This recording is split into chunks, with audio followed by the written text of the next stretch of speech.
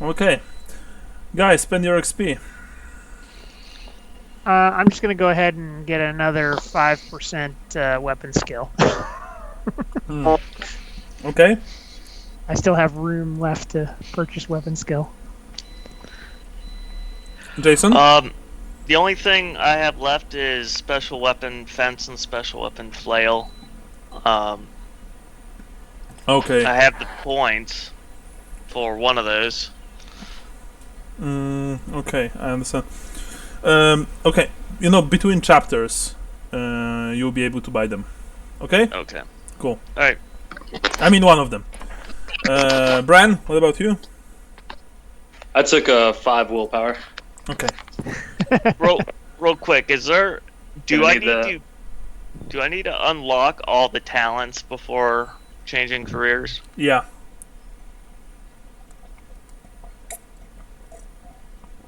Which talents are you lacking? Just those 2 special weapons. Oh, so okay, yeah, sure. Yeah, and because you need to have them both, or are they like flail or fencing? You have to have them both. You have to have like 4 different special weapon skills for this character. Okay, got it. Sure. Yeah. And like I said, Conrad has both of those talents, so he theoretically could help Francisco train them. Awesome. Okay. Sean, you've read the item description, right? Yes. Okay, you're cool with that? Yeah. It sounds like it fits perfectly. Dovetails perfectly. Yeah. Okay. So last time we've ended on the day of the play, I believe. Yes. Yes. And Cadveo went to scout the stage, and then he disappeared. Meanwhile, you guys, where are you going?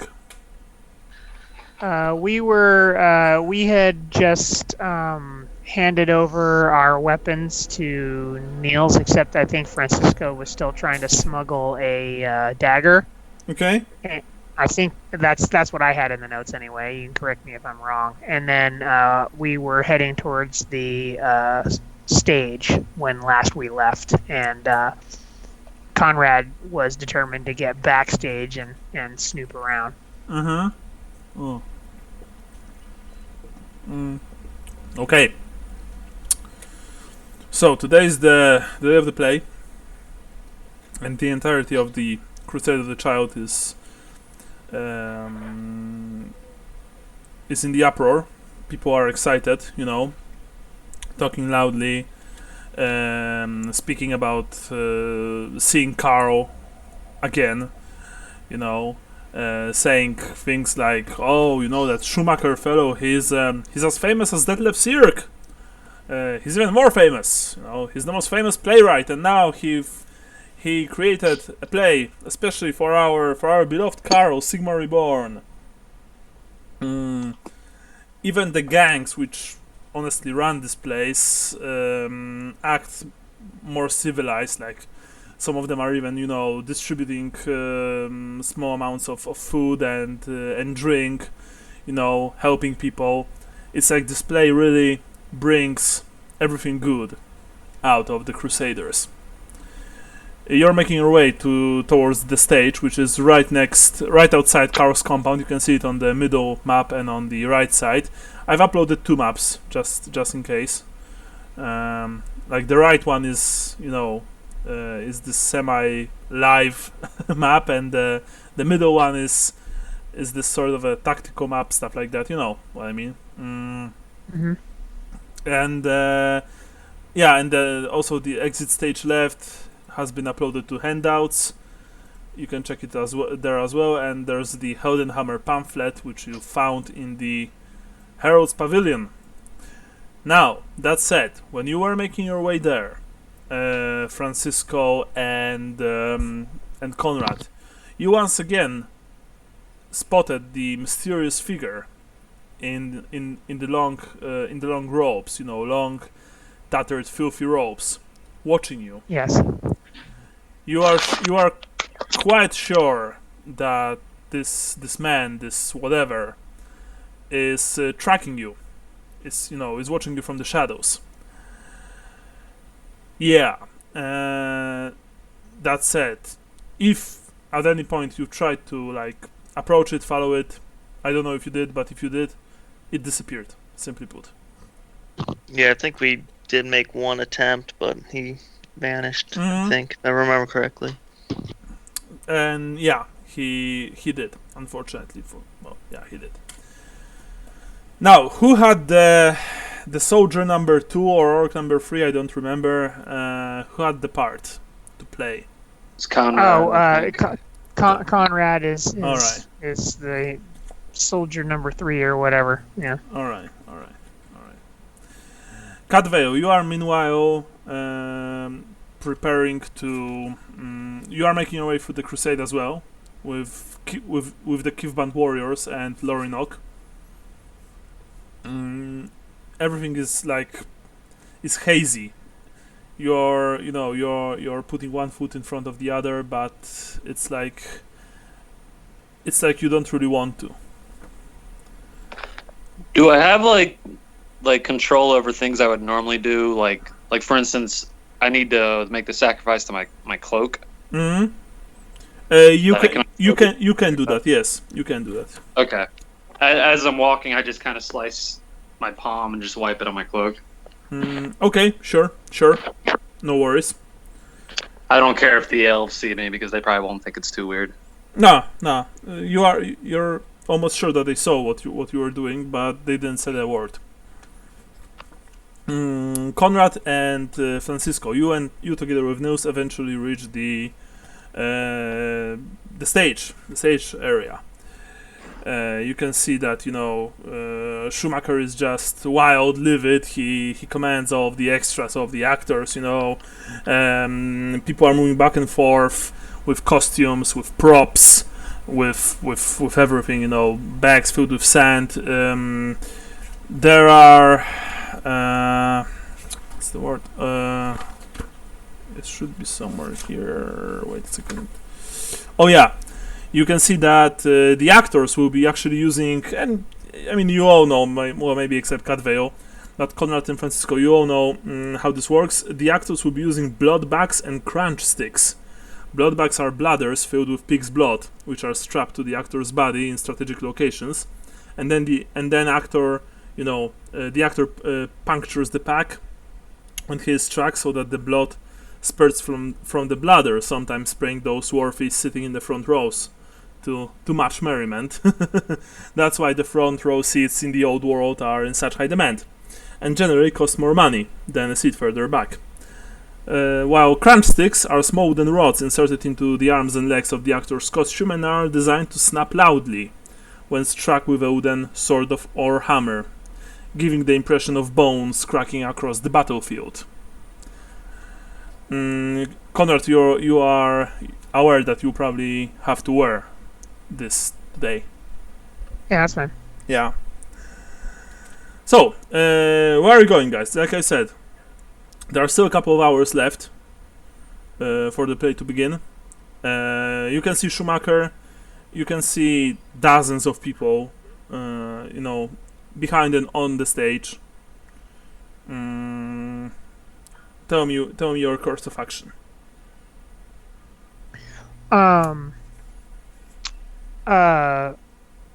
Conrad wants to go backstage and see if he can get behind there and just look around and see if he can see any signs of anything suspicious. Backstage, yes? Yes. Yeah, and while doing that, Francisco is going to kind of just look for a more appropriate improvised weapon, whether it's like a stake or like a tent stake or something sticking out of the ground, something with sufficient mass to kind of act as like a club. Because roll for perception minus 20. All right. Open my. Alright, perception is intelligence. Yeah. No, unfortunately you failed. You spotted, a few sticks, crunch sticks. You spotted like a few maybe handles of few shovels here and there, stuff like that. Nothing would really fit. Meanwhile, Conrad, you're going backstage. Where do you want Nils to go? He's asking you that, by the way. Yeah. So, Niels, I think it'd be good for you to sort of hang out by sort of the foot of the stage, as close as they'll allow you, maybe off to the side. I'll try. Yeah, so that you can, should the time arise, you can toss me a sword. You can see that, by the way, Nils is also sick, although he doesn't look as bad as Francisco. Francisco is shivering, he's coughing. You can see that he has blisters on his face and arms. Francisco, you're not feeling well, just so you know. Yeah. Nils just nods to you, Conrad, and tries to move towards the audience area. Now, okay. Okay, Conrad, you're going backstage. Right? Yeah. And you are looking Yes. for something fishy. Yep. Okay, let's see. Roll me, perception. Okay. Just basic. Let's see how you do How this. perceptive I am. See if I can keep on my streak from last time.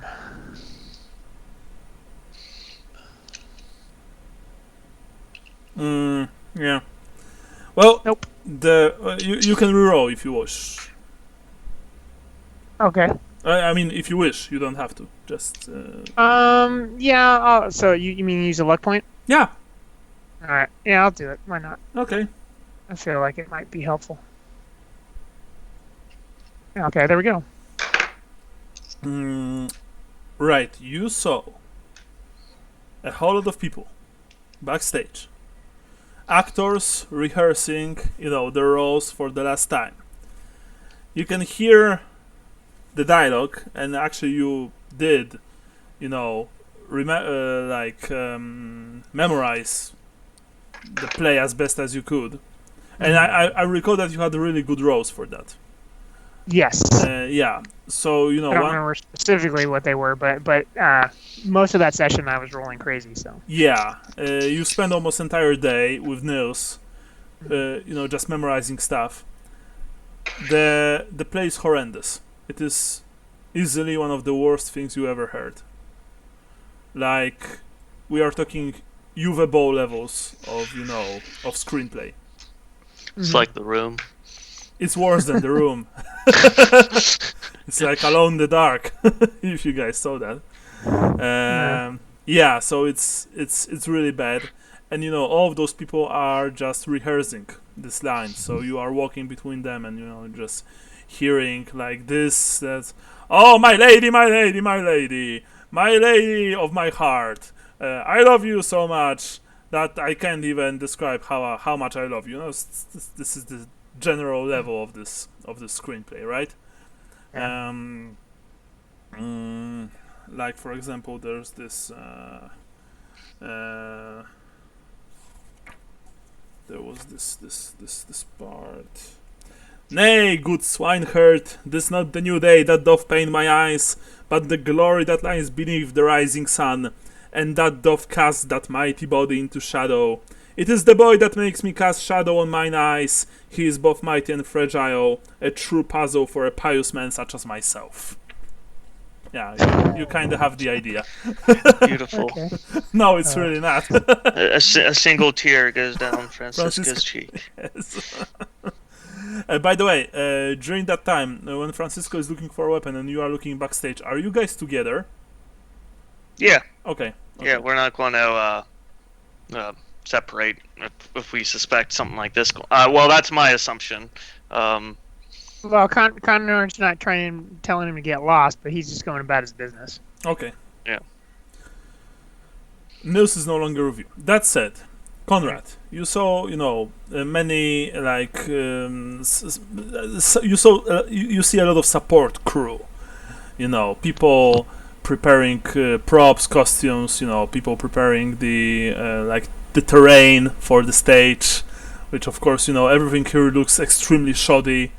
Like the trees are just, pieces of badly cut pieces of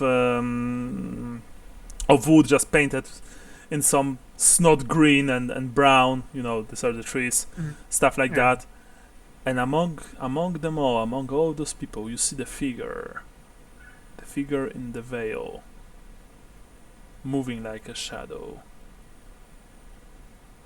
You saw at one point, just two extras discussing quietly their roles, when suddenly in between them, emerged this thing, and then third extra moved like past your view, and when he was gone, the figure was also gone. And then you saw it next time on the backstage, looking at you. You are almost sure. But then a costume, one of the Schumacher's, workers carrying a rack full of costumes, just almost bumped into you. He said, "Oh, I'm sorry, Miner, I'm sorry." You were like, you probably just pushed him away a bit, stuff like that. And when you looked at the backstage again, the figure was no longer there. You can feel the hair on the back of your neck standing upright.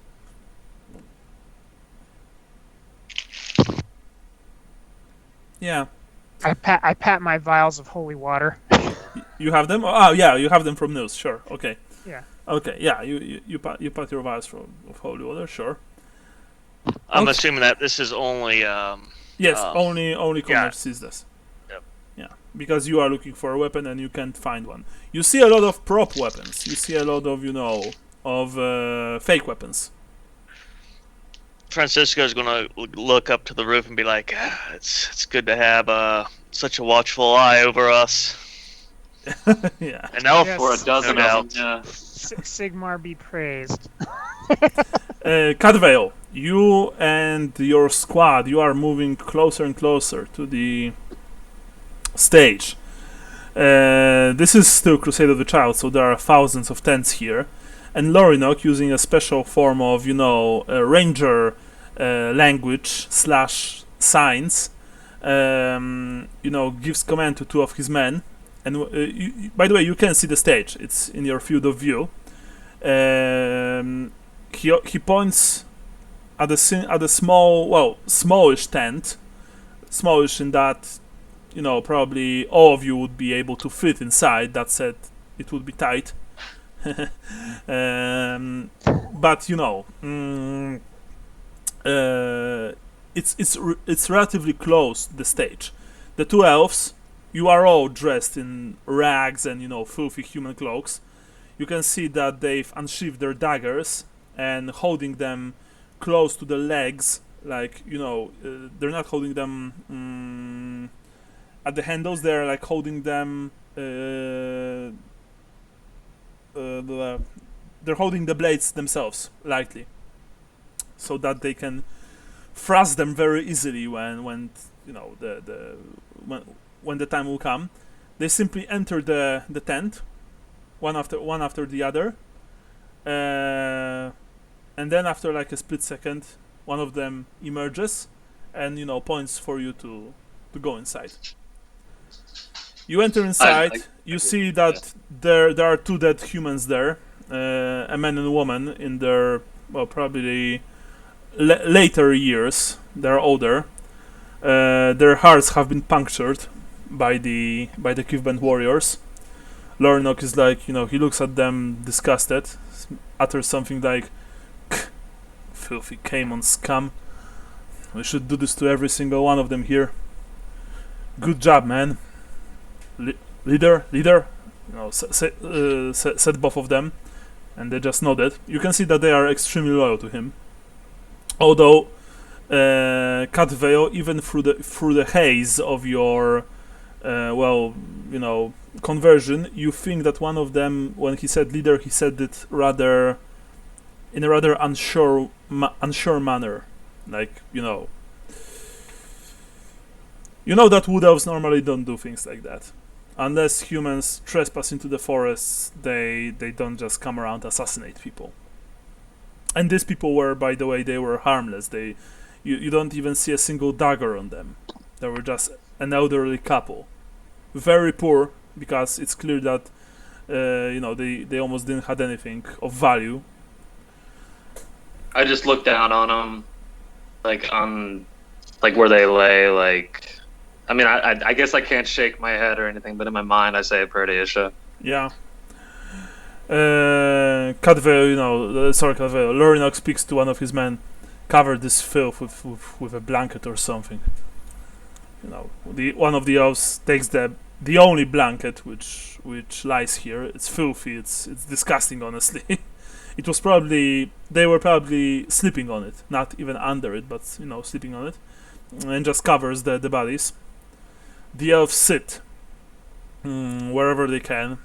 Lornock just, he's like, we'll wait for the right time and then we'll move towards the stage. We'll enter the gallery above and then we'll fire arrows into the front row where the accursed child will almost certainly be sitting. If we'll be able, we should also target his retainers. Kill as many of them as possible. Just to make sure that no one else will pick, will be able to command this rabble. It's too dangerous. Yes, sir. He looks at you, Cadveo. So, Cadveo, you having fun yet? I just stare at him. Is life outside forest everything you ever dreamed of?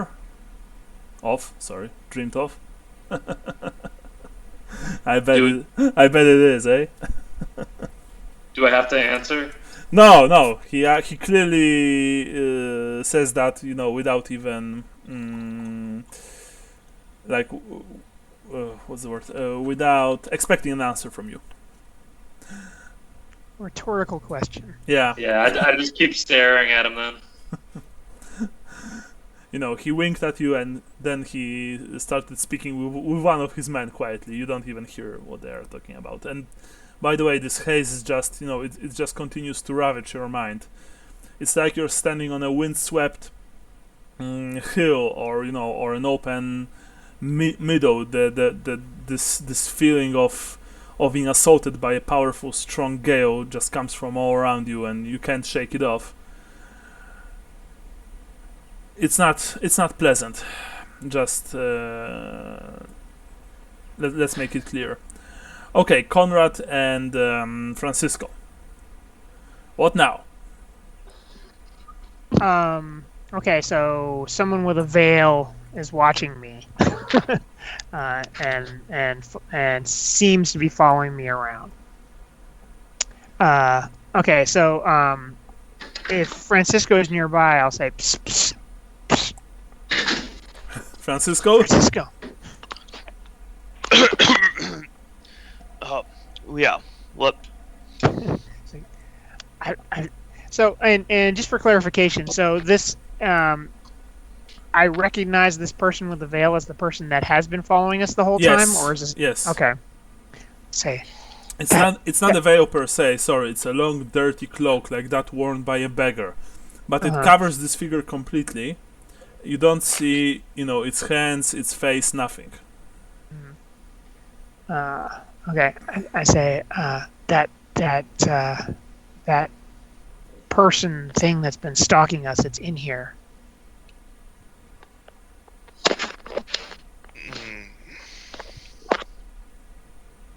Where'd you last see him? I keep on seeing him here and there, and then he disappears. He's looking at you? Just following us? It seems to be. This is not good. What does he have, or what does he know that we don't know that he should be following us like he is? I don't know. Do you think it could be the Thing. The thing. Mm. The thing from Tilia, however you pronounce that. Tilia, yeah. Tilia. Tilia. Don't want to pronounce a made-up word wrong. Yeah. It's serious business, okay? Zinj. Zinj. Katestinishi.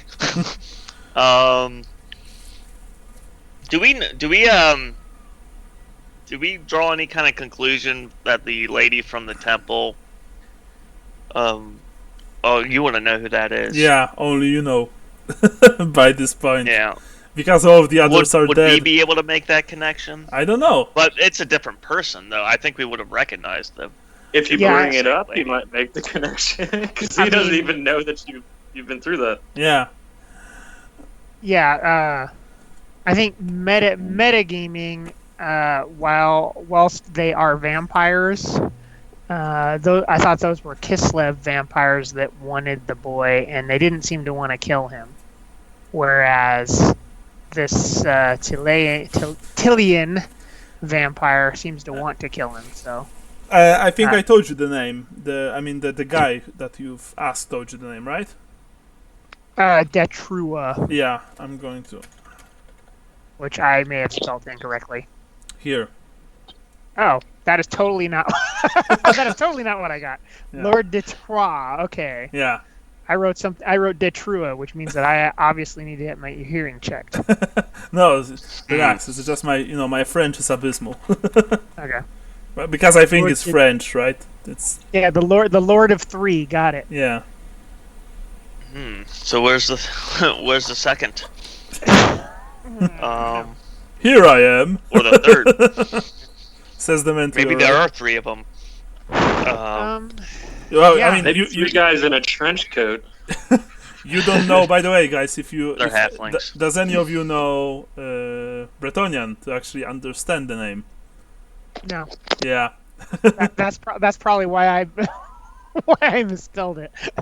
Yeah. So I'm technically from the fringes of Bretonia, but I don't speak Bretonian, but I've heard the language spoken a lot. okay, yeah. Okay, but anyway, yeah, Conrad wasn't there. I don't know, was Francisco there when well, I guess he was there when they jumped us in the Francisco was there, yes, and he's the only one who survived. yeah. From the from that battle, right? Because Vrentar died I think a room before, and Otto died in the ruins of Wolfenburg. Right. Well, was Francisco even there? I didn't even remember if Francisco was even there the first time we met those vampires. Yeah. No, I don't think he was. So just when they jumped in the Nurgle temple. Yeah. Okay. But yeah, that's enough. That's enough Okay. to connect. But we know that figure is a vampire. We know it's this. You don't know. True. Oh, I mean, you don't know that. It's just a figure. It's a figure in a long cloak. You don't know what's under the cloak. It can be almost anyone or anything. Right. Sure. Well, it can be Detrua, but it can be, for example, one of the heralds. It can be, maybe someone else from the inner circle sent to spy on you. Yeah. So I don't think Francisco would have made a connection of that's a vampire. Yeah, maybe per se. like Vincent would, if he would be still alive, of course. Maybe he would be able to make a connection like that. Yeah. But not Francisco, honestly. The shady person watching you, though. Yeah. Yeah. If we separate and I go back to front of stage, make sure you're not alone. Stay in a crowd. Yeah.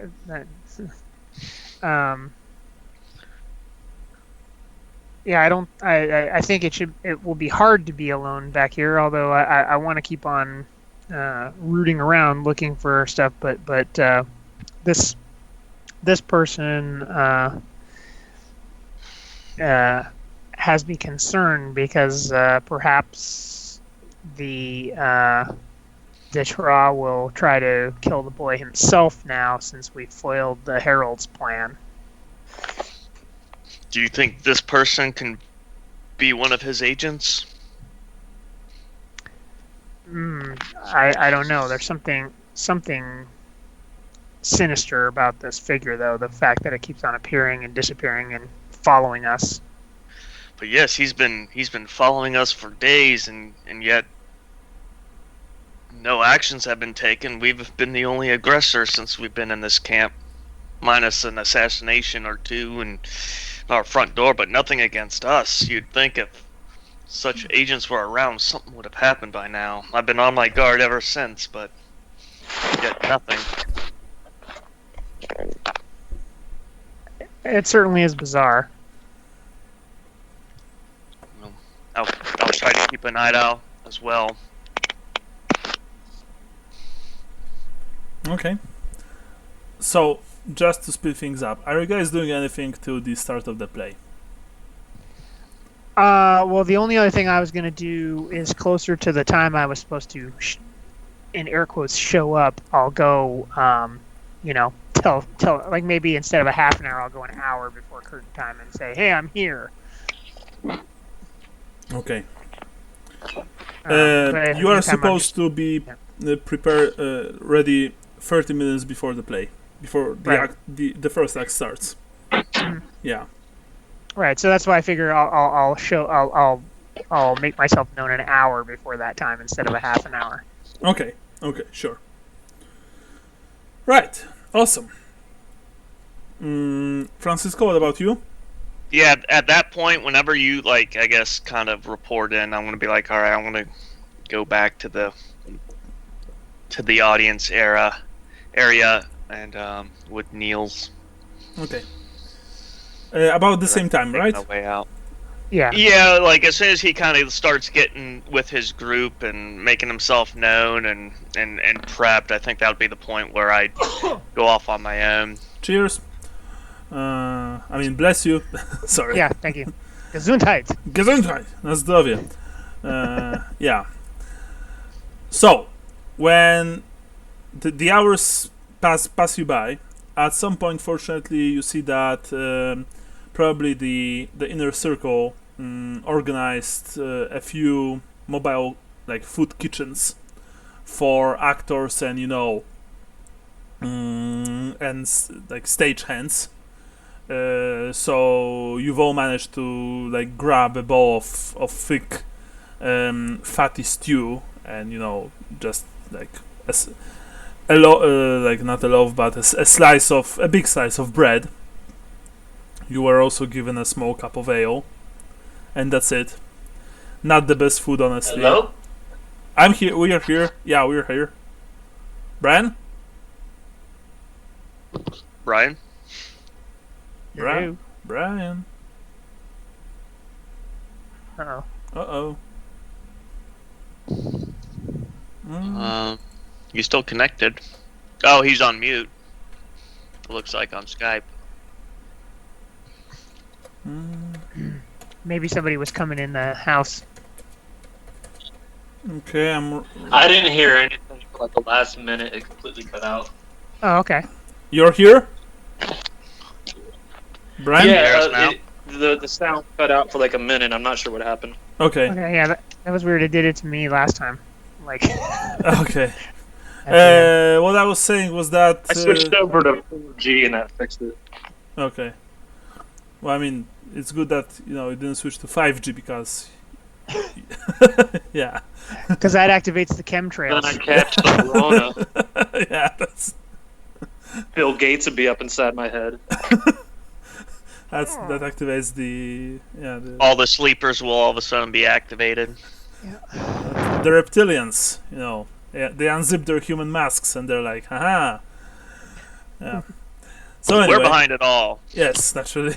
So anyway, Bran, since you weren't here for the last minute, the guys were talking about if the person in the long cloak is a vampire or not, if whether they're trying to kill the kid or not, or if they want to do something else. Francisco will be joining Nils in the in the audience area, and Conrad will prepare himself an hour before the play starts. Got that? Okay, guess not. Yep. I Oh, got it. okay. Okay, cool. Right, so. Oh, and also, as I've said before, the Inner Circle organized like a mobile kitchen for the actors and stage hands. And you were all given, I mean, naturally not you, Cadveo, but Conrad and Francisco, you were given a rather small bowl of, fatty stew without any spices, a small cup of ale, and a single slice, but a rather big slice of bread. Better than nothing, right? And yeah, that's practically it. Aside from the food we stole from the Heralds of the Dawn, that's the best we've eaten in a while. yeah, that's true. So anyway, with each passing hour, more and more people are, gathering before the stage and behind the stage as well. I mean, not in the backstage, but in the back of the backstage. So just a veritable sea of crusaders are surrounding the stage. There are naturally Eisenbach's knights, patrolling the area, as well as Colors fanatics. Francisco, at some point, you are moving towards the audience area. You are trying to find a place to sit somewhere, right? Or yeah, I'm going to meet with Niels. You don't see Niels anywhere. Whoops.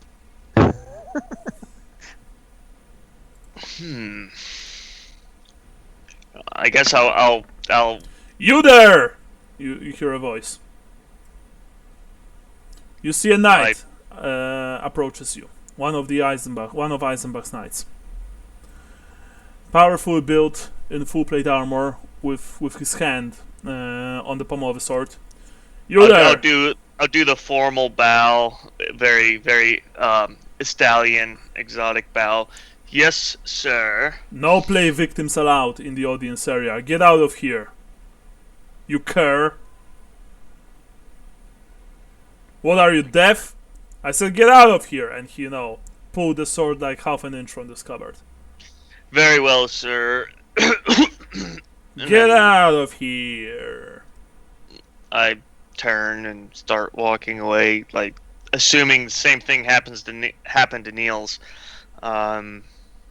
Yeah. Now I'm hectically trying to find Niels. Yeah, you move from the audience area, just so you know the knight is walking behind you, making sure that you leave the audience area, not just move a few meters. And you're trying to find Niels. In that case, roll me. You have to roll a couple of times. Each time minus 30 perception test. Alright. No. I failed. Okay, so you search for Niels between the thousands of people gathered around the stage and audience area. Meanwhile, Conrad, you are moving backstage. Where are you going first? Like you're less than an hour. In less than an hour, the play will commence.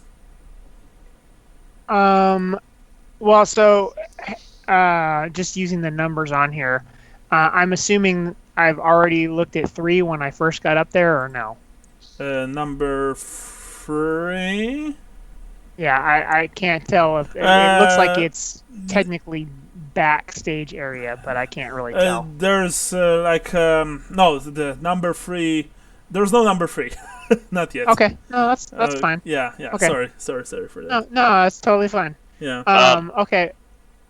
Yeah. I was going to say real quick, Francisco, having not seen Niels, is going to run back to the tent where at least he knows some weapons are, or wherever we left the rest of our gear. Didn't you give all your weapons to Nils? I gave him a sword, and then I think didn't you, Cadvale? Didn't you give him a single sword? Cadville didn't give him anything. Yeah. I gave him No. I gave him my sword and dagger. I left my shield back at the tent, but that's it. Okay, and that's pretty much everything. So, are you moving back to Nils' tent?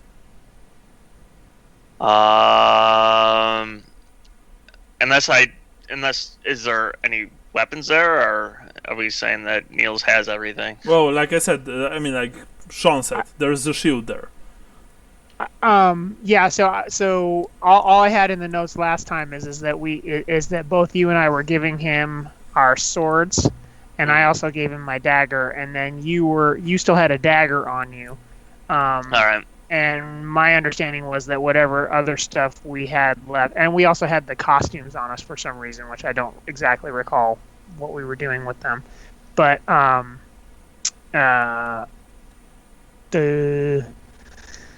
the other stuff, like I'm pretty sure I didn't have it in the notes, but I'm pretty sure I just said I was leaving my shield back at Niels' tent, and I don't know where your shield is. You know, your murder shield.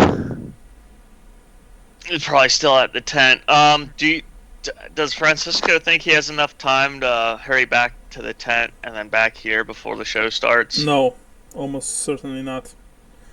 Because while probably most of the Crusaders are here, that's the thing. There are so many people gathered around the compound and the audience area. I mean, the audience area and stage, because the compound is like practically, it's hugging the destroyed walls of Wolfenburg, that it would be really, really hard to move through. So right. You can try, of course. I'm going to try to circle to the other side of the audience area and then kind of try to get closer. Like the old classic, somebody tries to kick you off the property, so you just move to another area to get on the property. Okay. In that case, I would like for you to roll me a perception check.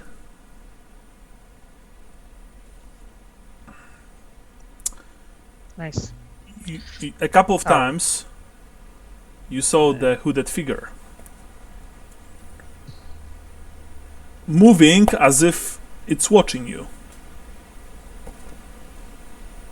I kind of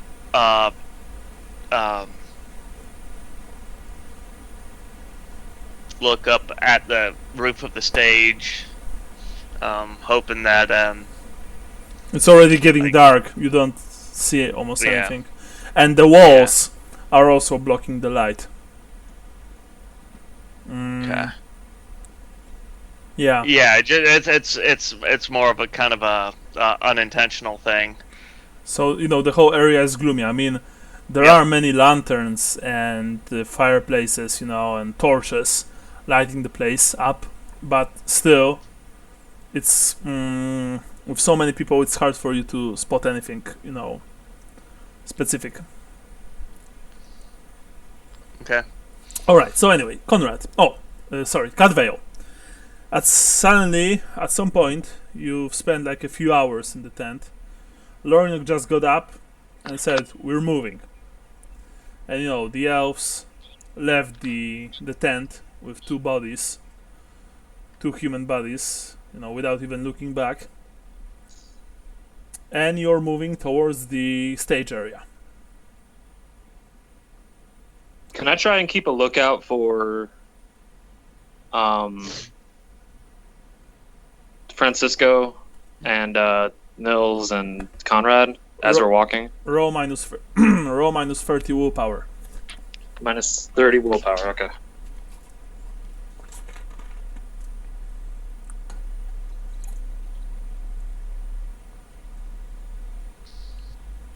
Oh, nice. Nice. You think you'll be able to do that? Okay. Yeah. That said, you're not sure if you'll be able to contact them. Yeah, but I just want to know where they are in the crowd. Okay. In case something happens. Yeah. So, anyway, You're moving towards the stage stealthily.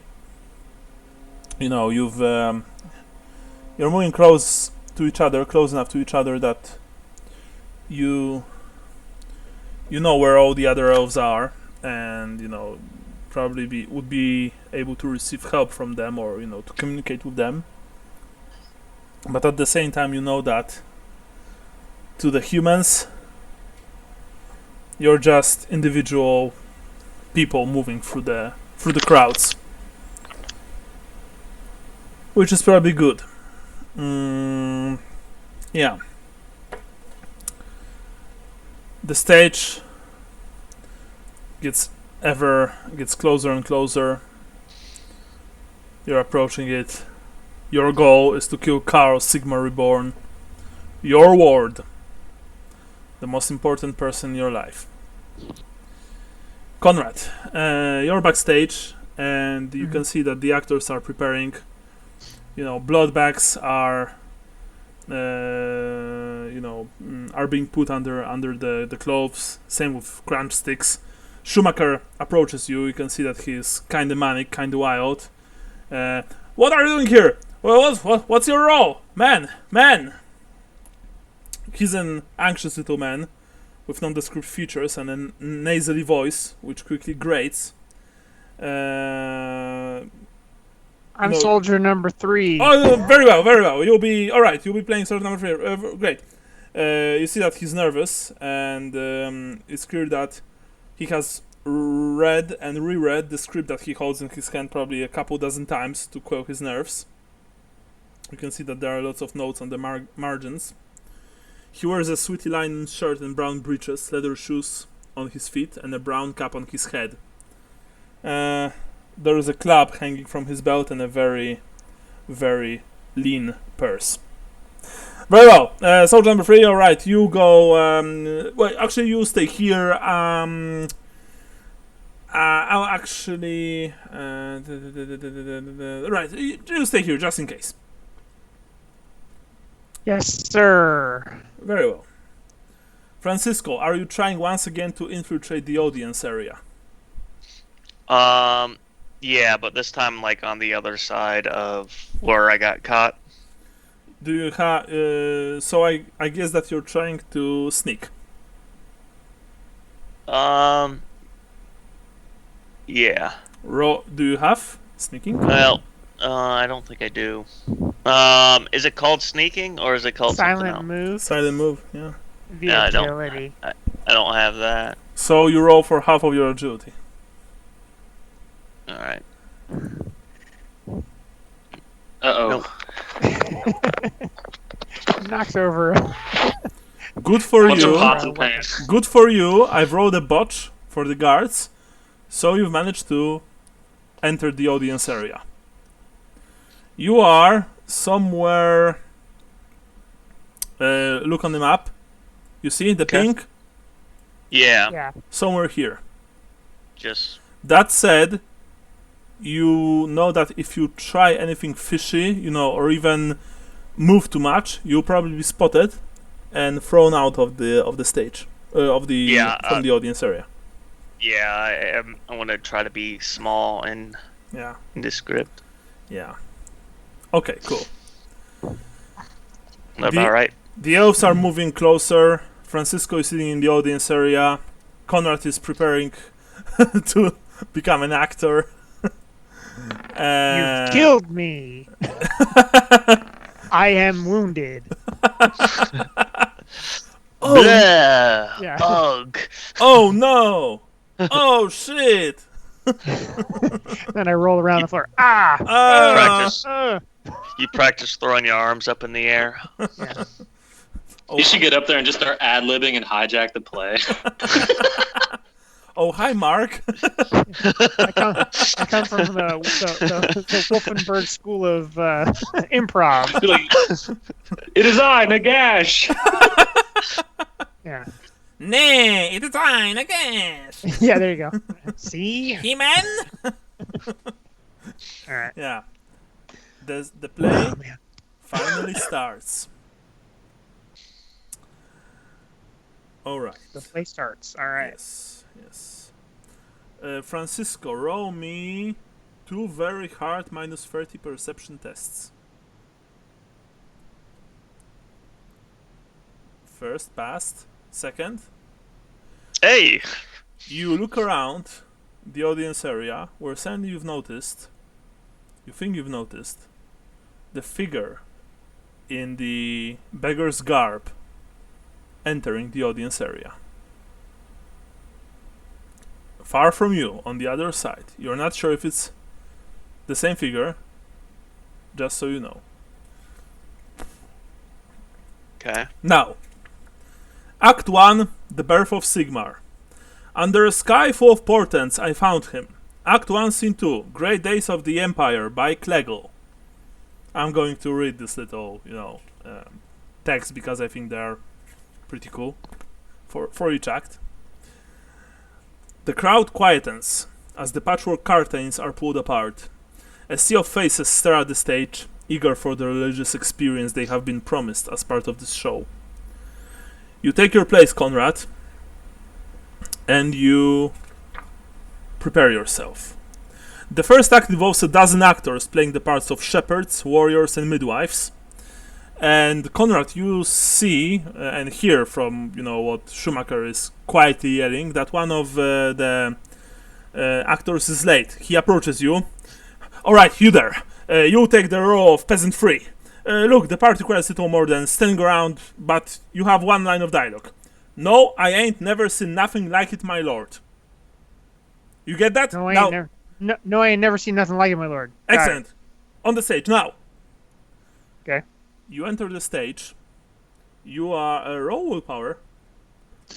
Oh shit. Yeah, your first time on the stage. Now art have nevereth seeneth, my lord. Okay, willpower. A true fellow of infinite jest or something like that. Oh, just barely missed it. Yeah, you can feel the pressure and the tension. You see the sea of faces, and you see, with love, Carl sitting in the front row. Carl is sitting, you can see on the map, it's number 5. Number 4, you see it's Collar. And number 6, it's Helmut. They are in the front row. Of course, there are guards sitting nearby. You know that it is your time, Conrad. It is your time. Now, roll me performance. Acting. If you don't have, and I know you don't have performer acting, you can roll half of your fellowship. Oh, half of my fellowship? Yeah. Okay. Fellowship's not too bad. Let's see you, Tommy, with all this. Oh, missed it. You want to reroll? No, I'll just butcher my lines. Yeah, you've butchered your lines horribly. You've corpsed awfully, and you are, and when you are leaving the stage, you've received a telling off. Unfortunately, your first time wasn't the best. Yeah. That said, you check the backstage, and you can see that there's a lot of activity there. A lot of activity, in fact. Actors await their cues, crowd the stage exits, whilst other interested parties look on, mouthing the words to the play along with those on stage. Do you have lip reading or secret science thieves? I do not have secret science thieves. I do have excellent vision, but I don't know if that would help me with it. No. Actually, you know what? Excellent vision. It's for intelligence, right? So you can test half of your intelligence. Okay. All right. 21 is the number. Oh. Nope, not quite. Okay. I'm making up for last time. Okay. So, Francisco, you saw Conrad on stage playing the part of a peasant. The funniest thing was that he didn't even look like one. he just entered the stage. By the way, Conrad, you are dressed as soldier number 3, which Right. means that you have on you, costume. You don't have your armor. Okay. You just have, your costume and like a fake chainmail. Okay. Like not fake chainmail, like a fake scale mail made from wood, painted, Yeah. Okay. painted, dark, painted in dark colors, stuff like that. Uh-huh. And you were basically playing a shepherd in that costume, so that's Right. Right. Catvale, meanwhile, after dispatching 2 more humans quietly, you and the other elves are now almost right next to the stage. Lorinok says that during the second act, you move to you move what's the word, to the gallery above, sorry. But for now you just have to wait. The bodies, you've stashed the bodies in large wicker baskets that were like a dozen meters from the stage. Can I Did I slowly? personally kill them, or somebody else did? Somebody else. Okay. Sorry, Francisco, what was that?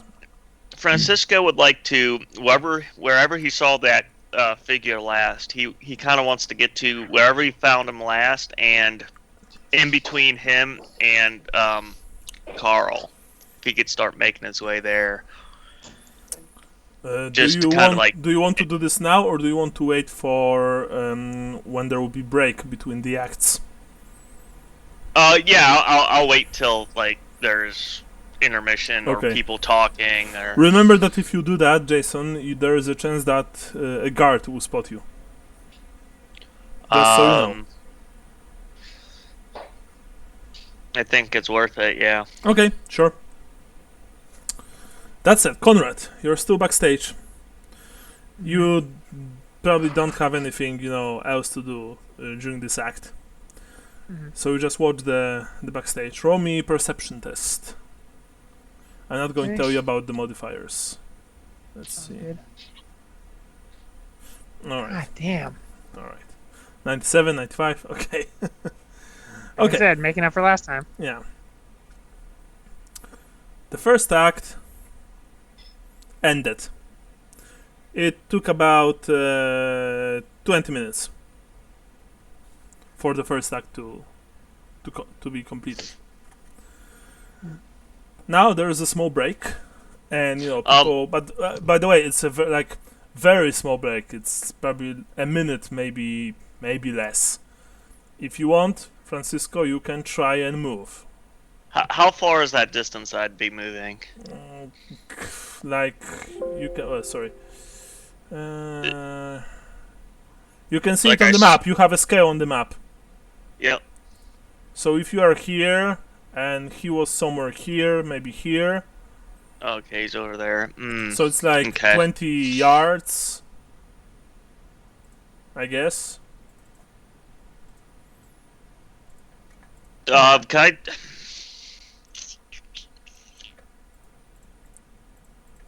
Yeah. I just want to move a little more towards the center.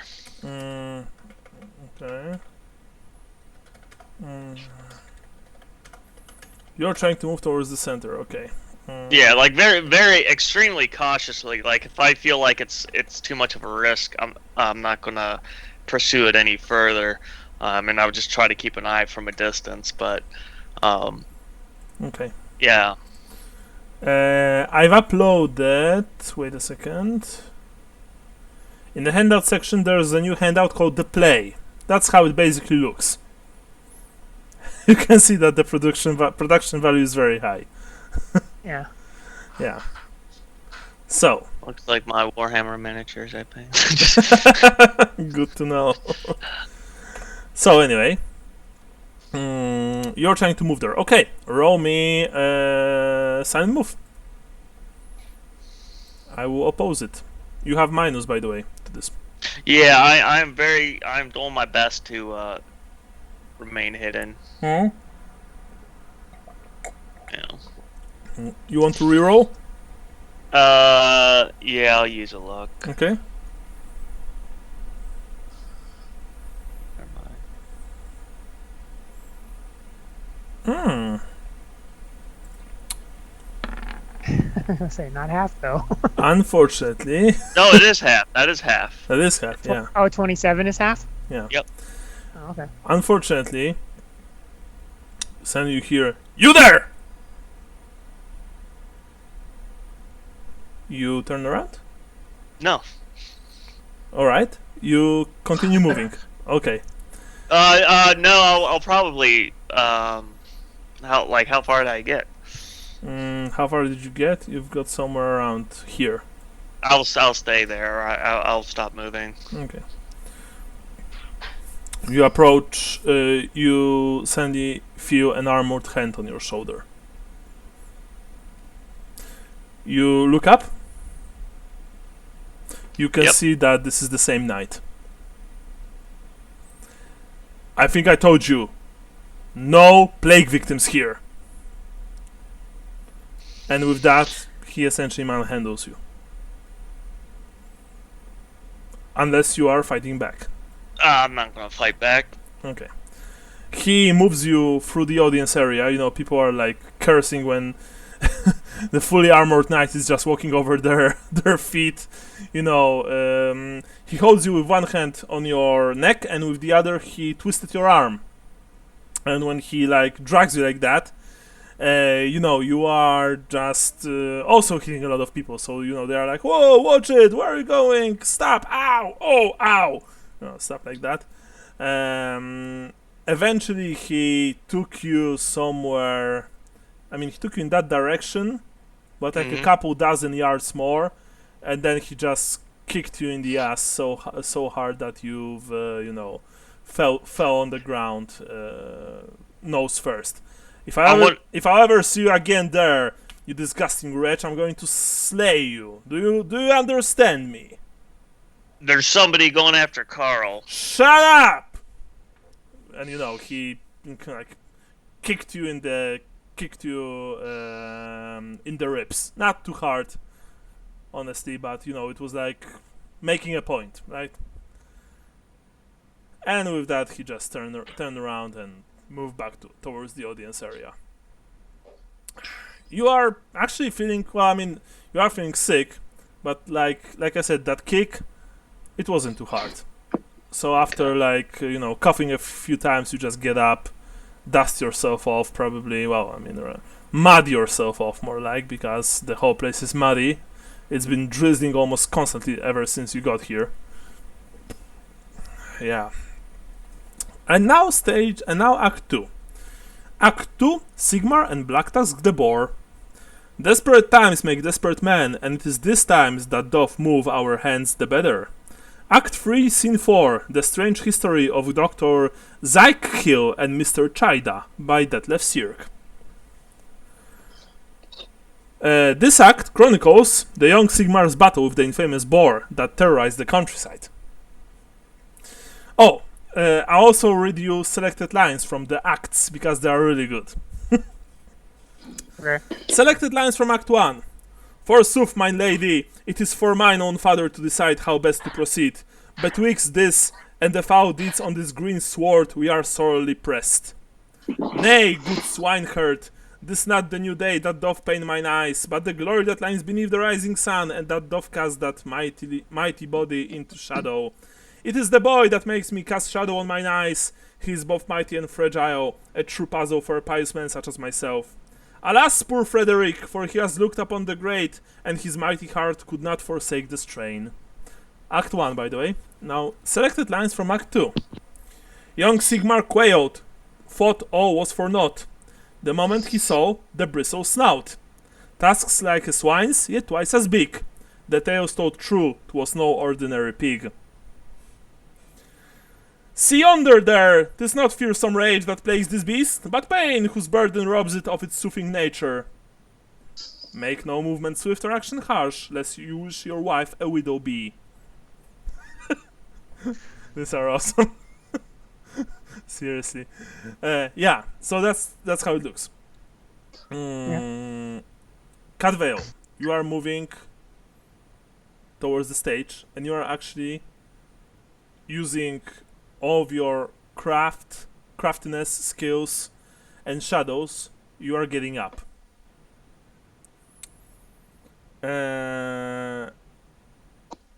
Yeah, the curtain rises, by the way. There's, unfortunately, Francisco is no longer in the audience, so yeah, so you can't really roll for anything. But I am going to just nah, it was close. Okay. Backstage, Conrad.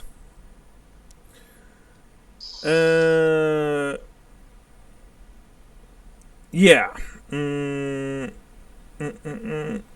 Roll me -10 perception test. Okay.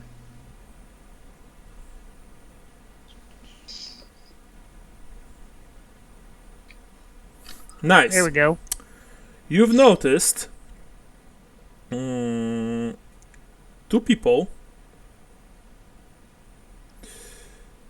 talking about something. You've heard two people talking about something and noticed them as well. They are heralds, clearly. And they're talking about a bomb. As it turns out, you've overheard them. There is a large prop. A prop of a boar. Black Tusk the boar. And apparently, they've hidden a slow burning, they've hidden a bomb with a slow burning fuse inside. And yeah, and this. That said, you've heard that this is no like high explosive bomb. It is a smoke bomb, which when it will go off, it will create a huge cloud of smoke, which will allow the heralds to storm the audience area and slay young Carl. Yeah, then they're essentially saying like the fuse has been trimmed expertly, so the bomb will detonate exactly at the right moment. Excellent, brother. Soon we'll do what Dieter expected of us. Yes, and him. He said that him with a slight shiver and trembling voice. Yes, especially him. You see the prop, by the way. Oh, the prop was number 3, just so you know, Sean. I don't know. Yeah, because like here's the stage and here's the backstage. Okay, yeah. So here's the boar. You see the boar. What are you going to do? Do I still have my holy water on me? You have. Oh, by the way, you've also spotted one interesting thing. Sorry. No, sorry, you didn't. Roll one more normal perception test this time. Okay. +10 because you have this excellent vision, right? Yes. Okay. God damn it. Okay. You know what? I'm gonna spend a luck on that one. Okay. Let's see. Nope. Still failed it. Yeah. Even with +10, you failed by 1. Yeah. Okay. Yeah, you have your holy water on you, yes. Okay, what I'd like to do is see if I can make my way over to the boar and douse anything I see burning with the holy water. Okay. You enter the. You are in the backstage, honestly, which is just bristling with people. Sorry. You approach the large prop. This is a large wooden boar on on wheels, on small wheels, which can be wheeled onto the stage. Yeah, like I said, a large wheel-mounted mechanism. It probably requires at least 2 porters to push it onto the stage and maneuver. So that's that. You can hear, "Porters wanted for bar! Porters wanted for bar! Move the bar on stage!" You know you have very little time. Okay. You approach the thing, and as you examine it, you can indeed see a slow burning fuse. Okay. So, are you dousing the fuse with water? Yes, that's what I'm trying to do. Excellent. You've quickly, uncorked one of your vials and emptied it onto the fuse. The fuse went out. Okay. Two porters were like, "Move out of the way! We need to push the bar on stage." And they just Sorry, I was just taking a piss. take it somewhere else. And they're just pushing the bar on stage. Fortunately for you, you've managed, just in time. When you turn around, you see that the two men that were talking about it saw what you did, and they are looking at you very angrily. And then they just, disappear into the crowd backstage. I shrug my shoulders. Yeah. Okay. Fortunately, you weren't one of the porters. So that's that. Francisco, what are you? Sorry, yeah, Sorshan. I was just gonna say, I'm trying the whole time to, when I'm not seeing stuff backstage, I'm trying to look out and see what's going on stage in case I need to run out there. Okay, yes, of course. You look from the backstage what's going on the stage. Well, the horrible plays taking place there. People butchering their lines, but most of the Crusaders, well, actually, almost all of the Crusaders are just being captivated by the whole thing. After all, this is something new and unique for them. Not to mention, this play is organized for Carol in the name of the child, right? Mm-hmm. The orchestra, of course, like you can see on the handout, is badly playing some kind of medieval tune, stuff like that. Yeah,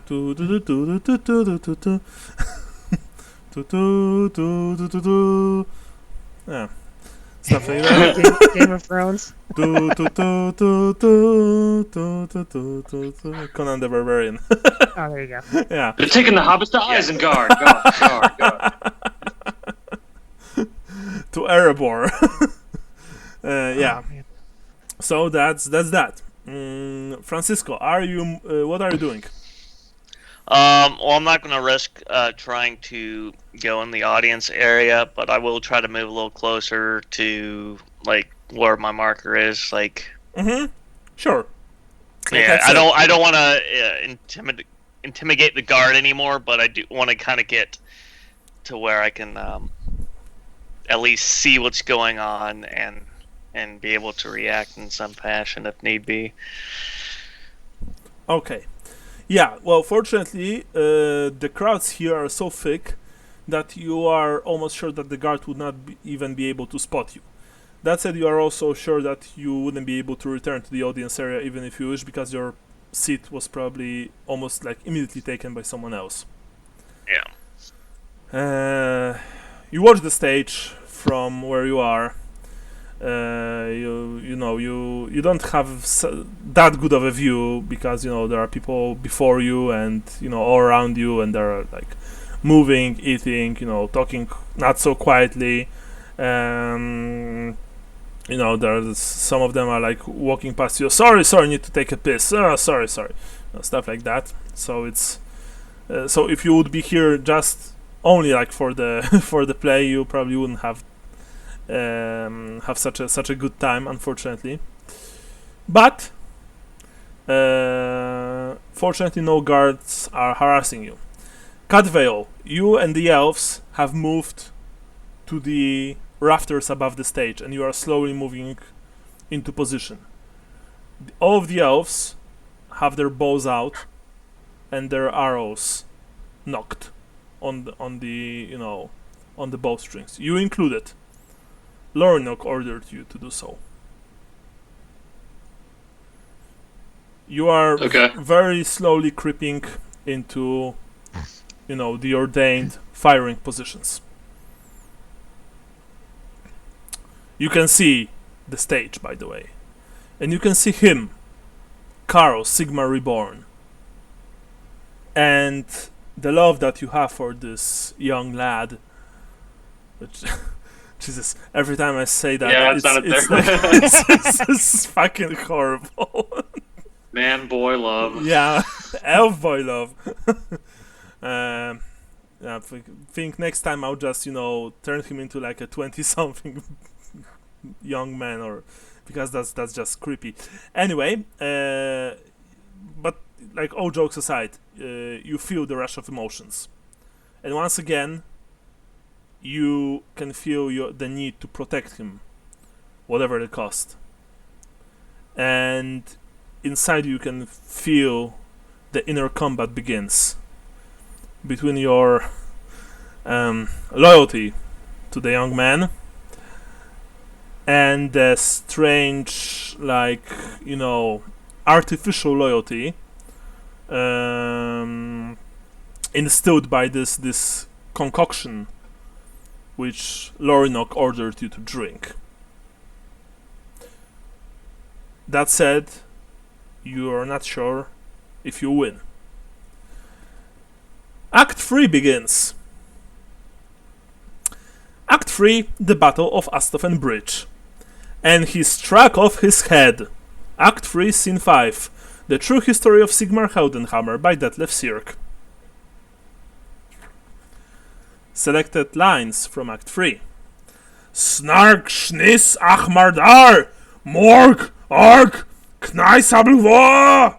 Many historians believe this quote is incorrect, as when translated it makes far too much sense. It is essentially the language of orcs. Do not tarry this day, Abed, but carry your scorn to the enemy. Let that be your armor, and let your sword show you righteous anger, that such beasts as stand before us still see the light of day.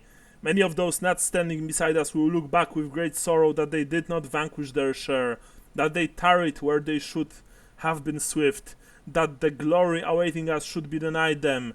Make them weep with shame, brothers! Yeah, so 3-minute break for a coffee? Yeah, Yep. sounds great. Awesome. Sure.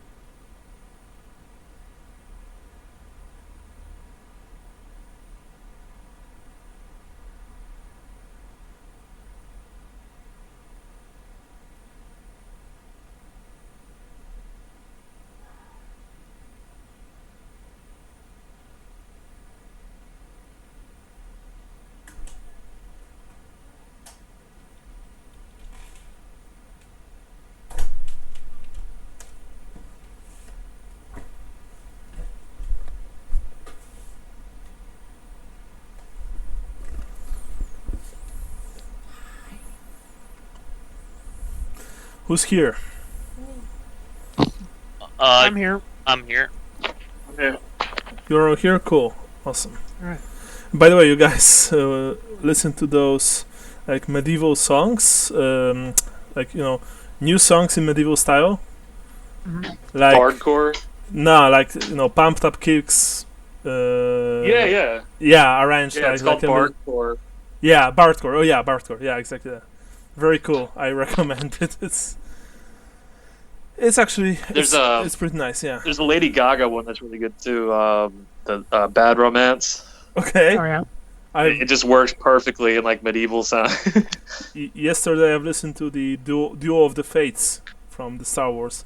Oh wow. Yeah. I'll have to check it out. I think it was trending on YouTube for a couple of weeks even, I think. Yeah. So anyway, we go back. All you bully rooks with your buskin boots. It's even funnier because it's some ladies singing that. Yeah. Outrun mine arrow. Only recently I realized that this song is about a school shooting. Yeah. Yeah. Oh yeah. So Yeah, when I told my wife that, she wasn't as into the song anymore. I was like, yeah, you never got that? I'm like, oh, okay. How do you not get that? That's like Yeah. all the lyrics. yeah. Everybody Every lyric gangsta until the quiet kid brings in the violin case, right? Or something like that. Trench coat. Yeah, trench coat. Yeah. Yeah. Well, I mean, there were a couple like very good movies about school shootings. The Elephant, I believe, by Gus Van Sant, I think.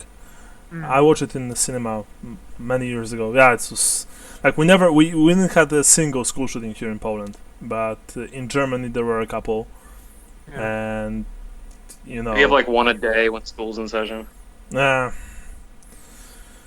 So anyway, let's return from that.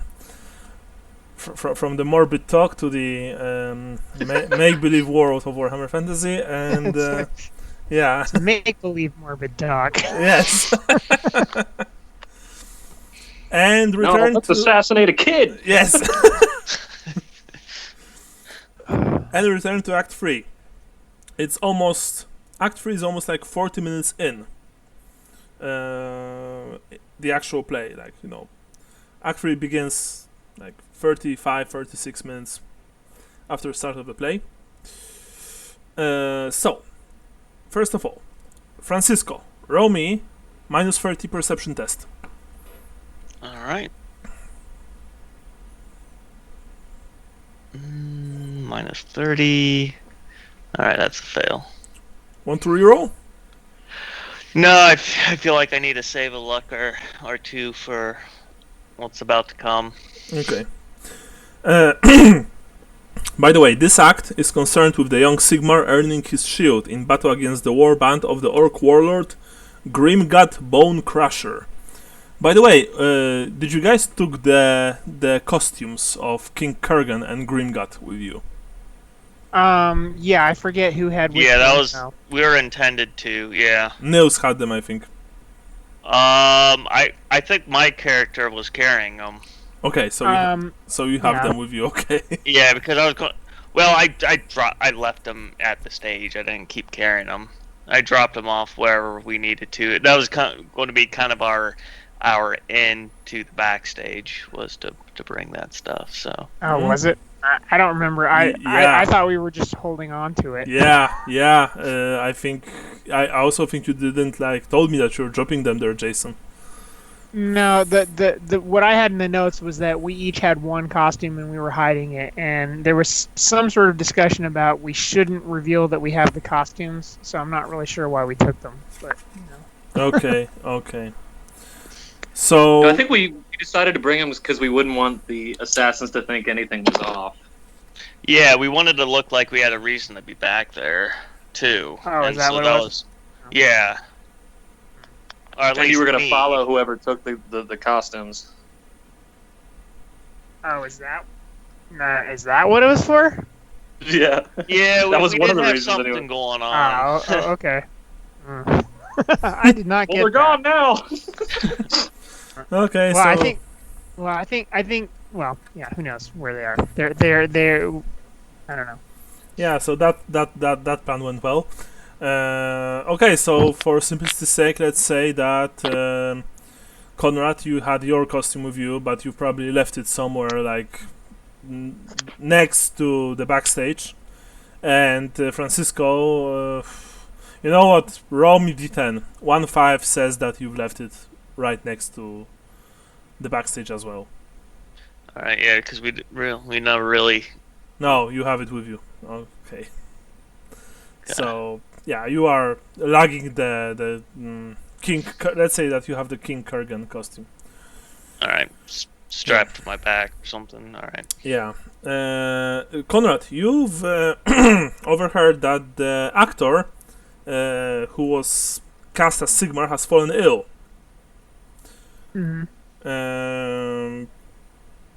Do you want to learn more about this?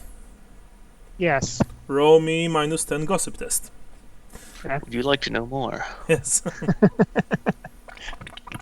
I'm doing my part. Yeah. Ah. Horrible movie. I mean, the first one was good, but the next were not. They weren't so good. Yeah. Really, there's more than one Starship Yeah. Troopers movie. Yeah. And I was unaware of that. the third one was made by some kind of a Christian company, and it ends with generally the entire Federation become a Christian state. Oh. I'm not even kidding. It was fucking bizarre. What movie? I'd like to see. I'd like to Starship see a movie Troopers based 3. on the book. Yeah. An actual movie based on the actual book. Yeah. Shit, gossip. Sorry, Yeah. I got distracted by all this talk of Starship Troopers. No worries. -10 gossip. Understandable. Nice. Woohoo! You've made inquiries.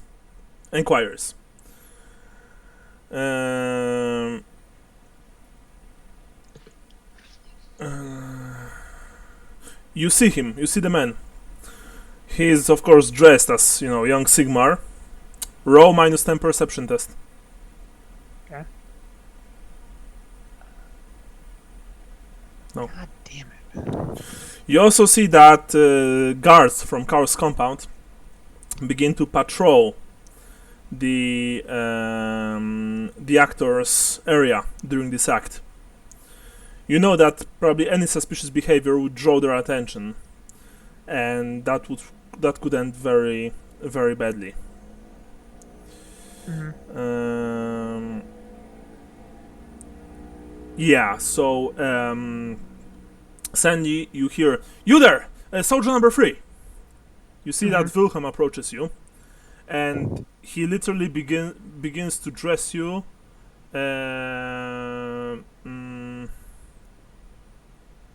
Wait a second.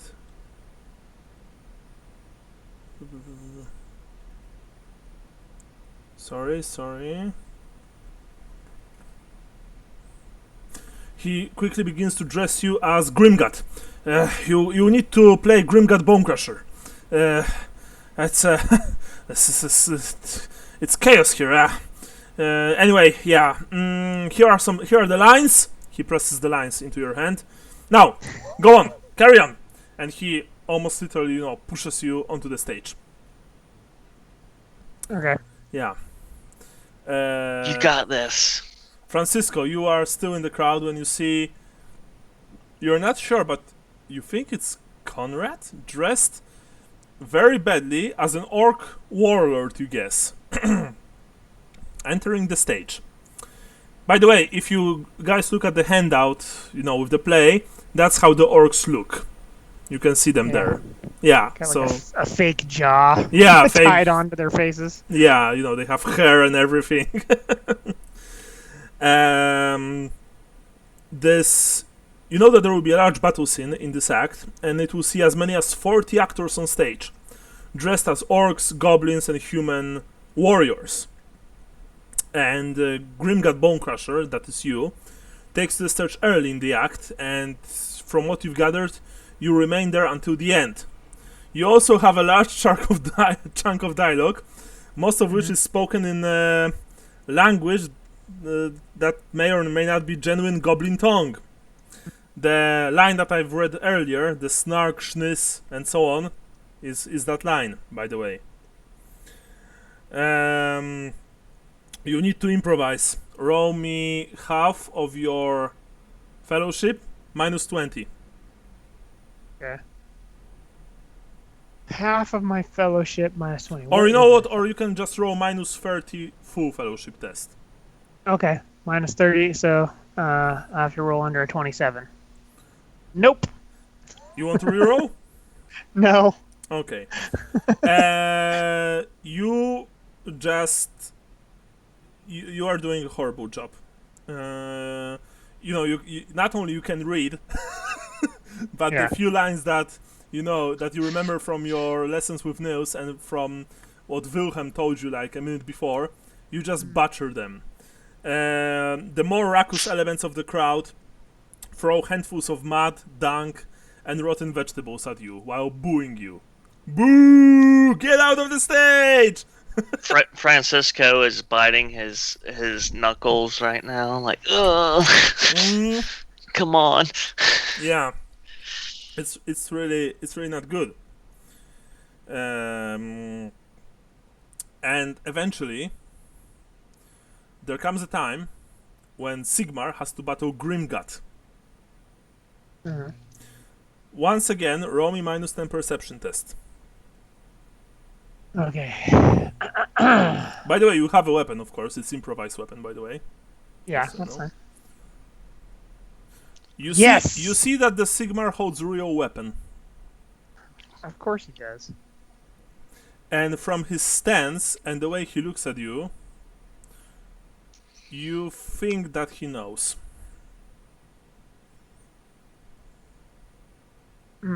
Okay. The duel starts. The fake Sigmar approaches you, brandishing his warhammer. You know that in order to survive this duel, you have to reverse history and defeat Sigmar. Okay.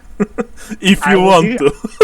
I will do my best to beat him to death with my prop weapon. All right. The elves upstairs, like in the rafters, the elves are almost in position. Lorinok, you can hear him whispering, "Almost there, almost there." Cadveo, you can roll first willpower test, minus 30, and count me the number of successes. Okay? Oh. You have 3 full successes. Your loyalty and love for the child begins to win with the conditioning imposed upon you by the strange concoction. But you're not out of the woods yet, no pun intended. Now, let's roll initiative, Conrad. Alright. How much initiative do you have, by the way? My agility is 42. So you'll be first anyway. That said, you also see that he has full armor on him. Okay. He, he walks around. This man walks around the stage wearing the beatific mask of Sigmar, ringed with a halo of light. His armor is part of his costume, as is the long flowing white cloak. He has a hand, like single short hammer, and it's clearly a real weapon.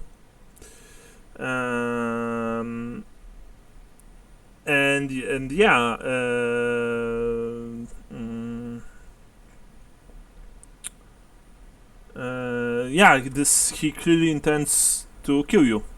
You can see that in his eyes, which are visible from behind his mask, the eyes of a sadist. What are you doing? You're first. Fake battle ranges all around you as goblins and orcs. Some of goblins are actually taller than orcs.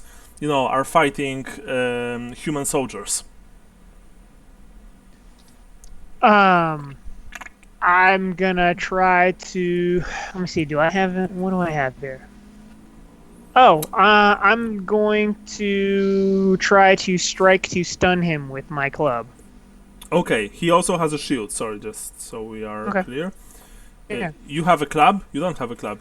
I mean, well, you're saying that my stage weapon is essentially like an improvised weapon, yes. whatever it is. So it's like a fake axe. Right. Okay. A foam axe. Yes. Well, so essentially, I just want to use my talent strike to stun so I can stun him. Okay. That's essentially what I want to do. You approach the man and you raise your weapon to strike to stun him. Very well. Roll weapon skill. Yeah. Good thing I spent that extra 5 points. Someone prepare the rule book, please. Because strike to stun. Oh, nice. Bam! He will try to block. Okay. He failed. Does he have Okay. fate points? No. Okay, so how does strike to stun now work? That's my. Well, according to my notes, it says that the opponent has to make a toughness test or they're stunned. That's it's not that easy in that case. I remember that because we had with a couple of my friends, we had a long discussion some time ago about this. In the second edition, it's very hard apparently to strike to stun. I never used it. Okay. But it says I have a rulebook here. First I have to make a strength test. Yeah, so that's hit with a melee attack. You may attempt to stun your opponent instead of inflicting damage. First, you must make a strength test. If that is successful, your opponent must make a toughness test with a +10 actually for each AP. That's interesting because in my version, it's a counter strength test. Actually, I'm going to read how it is here.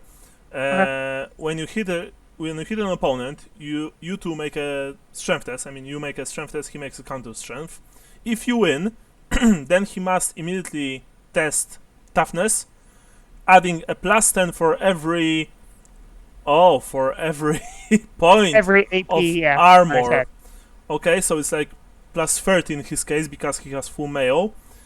If you fail, he'll be stunned for 1d10 rounds. Right. Okay. What does it say in your version? Because I think your version might be newer than mine. Well, all it says is first you must make a strength test. That's all it says. And then after that, it says if you're successful, opponent must make a toughness test +10 bonus for each AP on his head. That sounds better. And your version sounds better. So let's stick to your version. Okay. Roll me strength test in that case. Okay. I have a pretty bitchin' strength, so let's see what happens. Did it roll? No, not yet. I'll hit it again. Sorry. God damn it! I'm gonna roll my last luck. Yeah. Okay. And hopefully not botch. Ah. Son of a bitch. All right. Okay. Okay. So after that, so it's not a counter strength, so we just need to test strength. Okay. You've approached the man and you've smashed him hard with your wooden weapon, striking his leg. That said, you can feel that this man is tough. He is probably accustomed to violence. He moves like a warrior, by the way. And now he's trying to club you to death with smash you to death with his hammer. You can't parry with improvised weapon. You can only dodge. Right. First attack. He kills himself. That's how we do it. Okay. That's how I got all my best kills. That's interesting. A sandbag falls on his head. Yeah.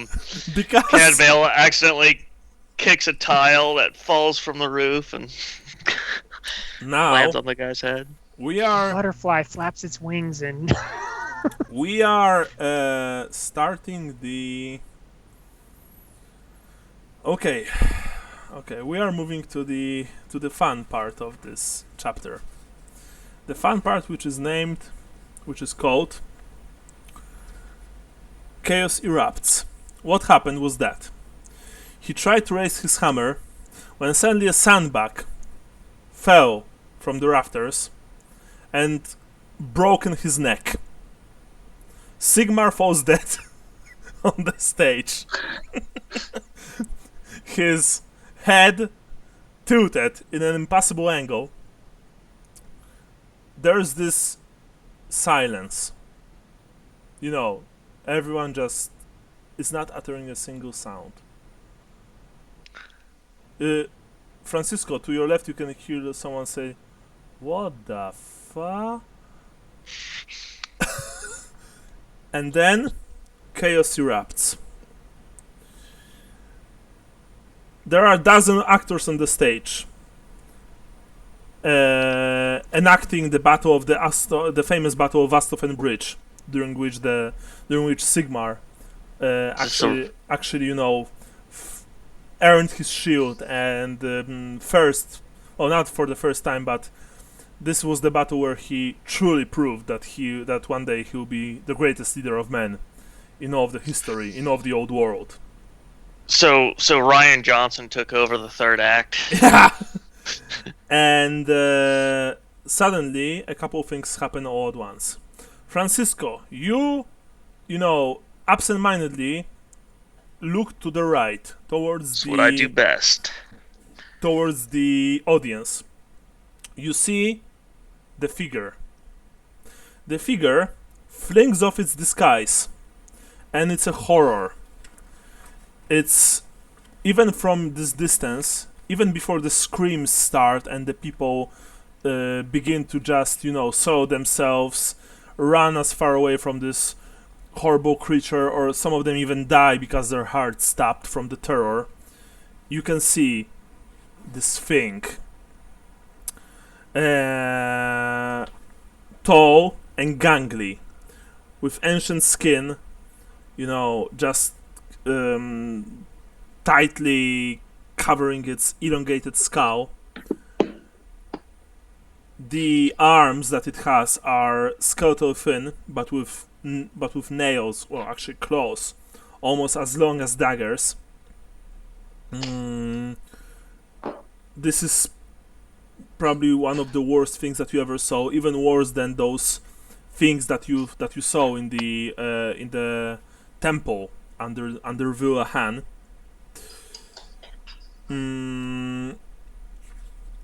That's one thing. The crowd explodes with panic.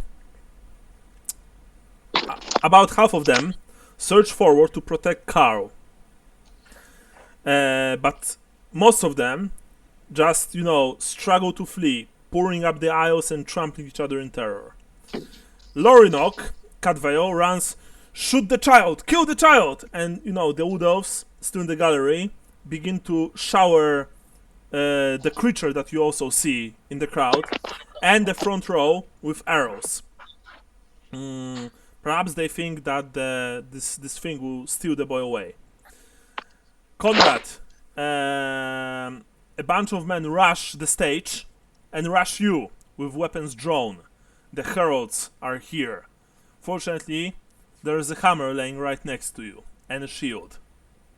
Yeah. You have just the time to grab them and to defend yourself. I will do that.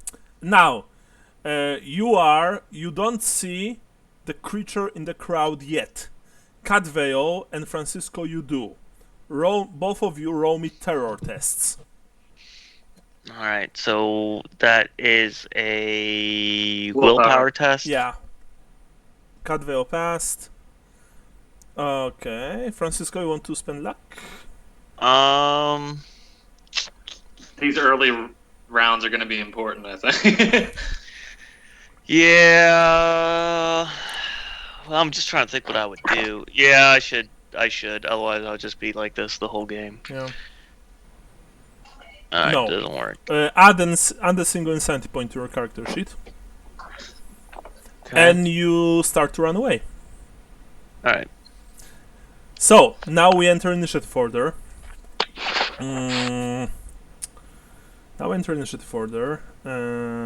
Just let me quickly see. Do I have... Okay, he'll be here. This is the interesting part. How much agility do you have, Cadveo? Base agility, of course. 1 second, I walked up, refill my coffee real quick. Sure.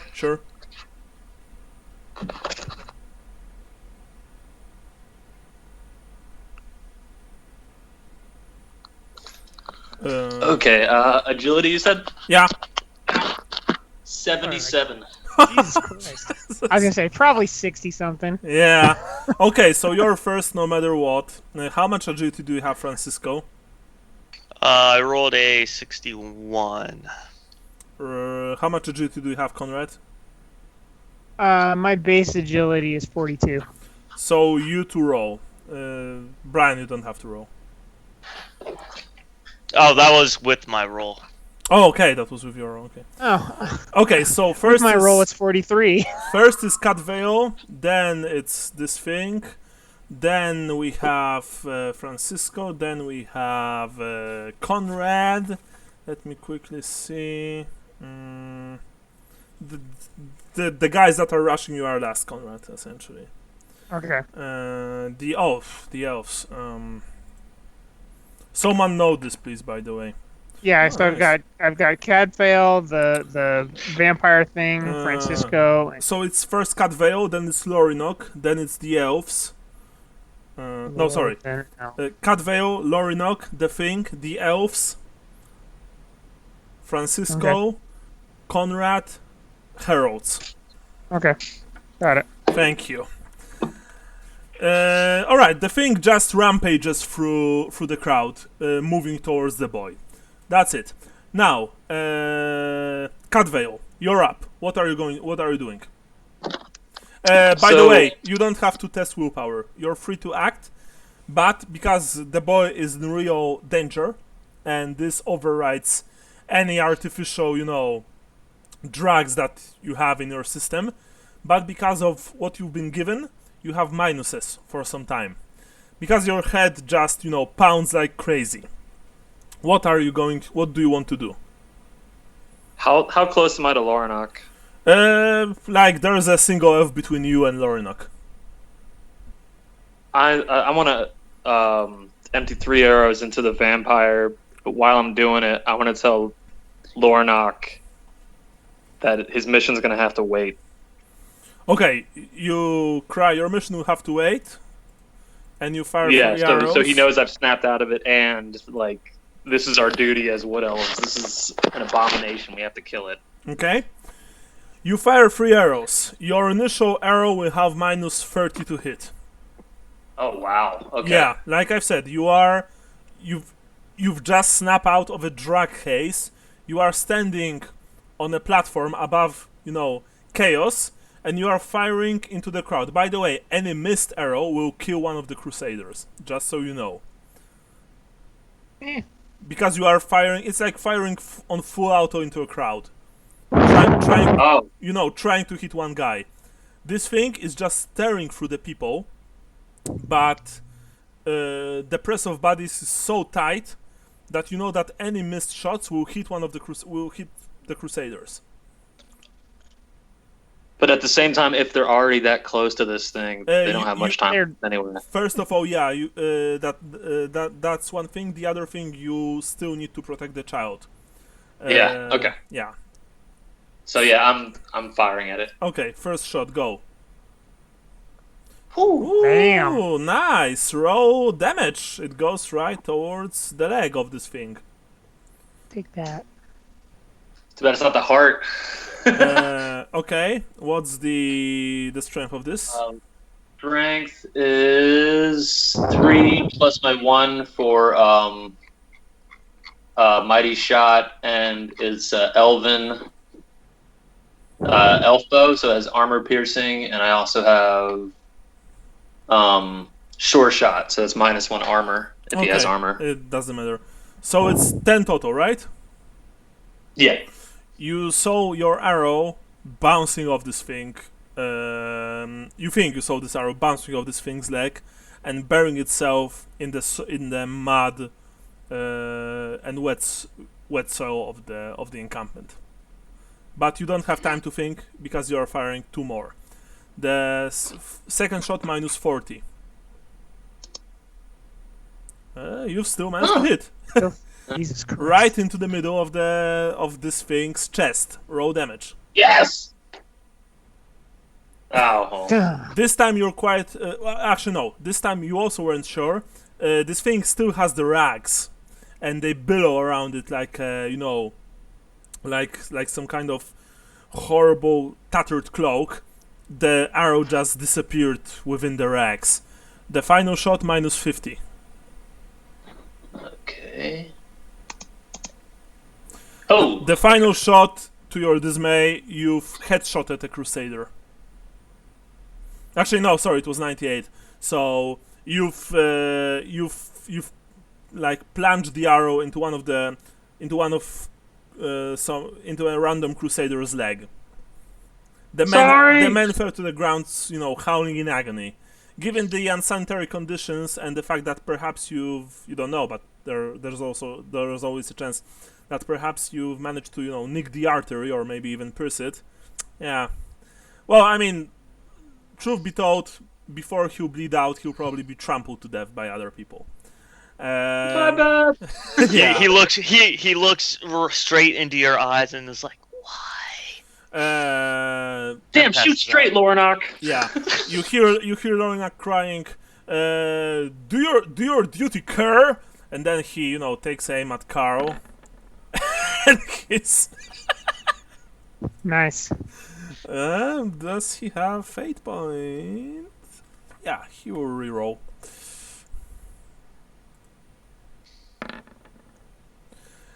He hits. That's much better.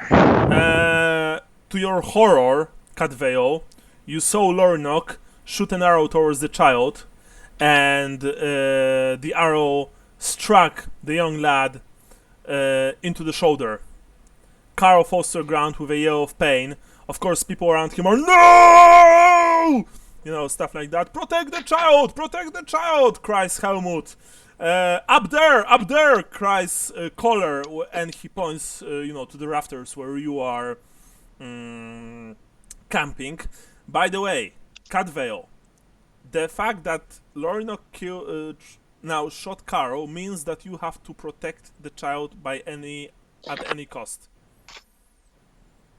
Yeah, I figured. So you know what to do. Okay, now next, after Lornock. Oh, actually, the vampire was after Lornock. Okay, yeah. So now, like, he's doing his thing. The elves. How many of them are there? Let's see.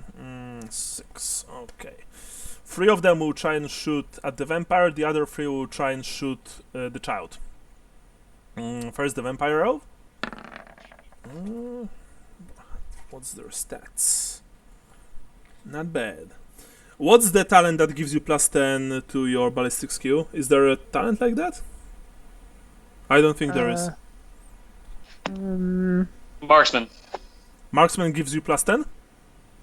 +5 to your ballistic skill. Yeah, +5 to ballistic skill. +5, okay. So they It's still... it's a permanent +5, yeah. Okay, so this one hit. I'm going to roll for hit. Okay. These were the elves shooting the child, right? Or... I don't remember. Lornock was. I thought the elves were shooting the... No, 3 of them were shooting child, 3 of them were shooting vampire. Okay, let's say that these 3 were shooting vampire. Only 1 hit. Let's see the damage. Okay. Yeah, the elves are...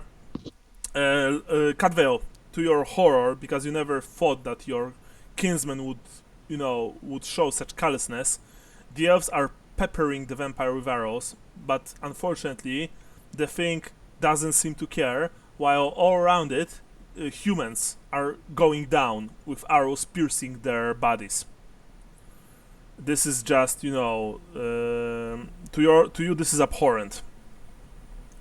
The other elves, including the one to your left, the one between you and Cadvale, the other elves take aim and shoot at the child. First one. Oh, into the head it goes. The other. Oh. Into the arm it goes. The third. Jesus. The third missed. Let's see if this is going to be a fat headshot 360 no scope. Yeah, pretty much. MVP, baby. To your dismay, Cadvale, to your dismay, you saw one of the arrows striking the young lad on the other arm, and then you don't know which elf fired this arrow, but you saw the arrow lodging itself in between the young master's eyes, and Carl Sigma Reborn, the light of your lives, falls to the ground dead. Cadvale, you can't stop yourself. You cry, "No!"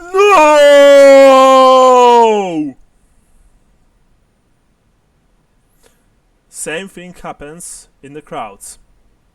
Some of the people, and you can hear that, Francisco, and you can hear that, Conrad, as you prepare to defend yourself against the... I'm going to tell you how many of them are here. Okay, let's say that there are against 3 heralds.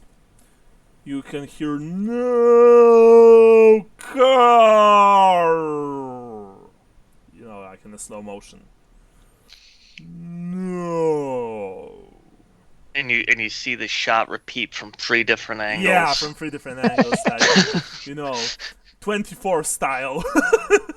Yep. Like, I'm gonna say like a Tony Jaa movie. Like, that stunt was so good, we're gonna show you 5 different angles of it. All the action music stopped. Yes. Kiefer Sutherland is there, like, you know, oh.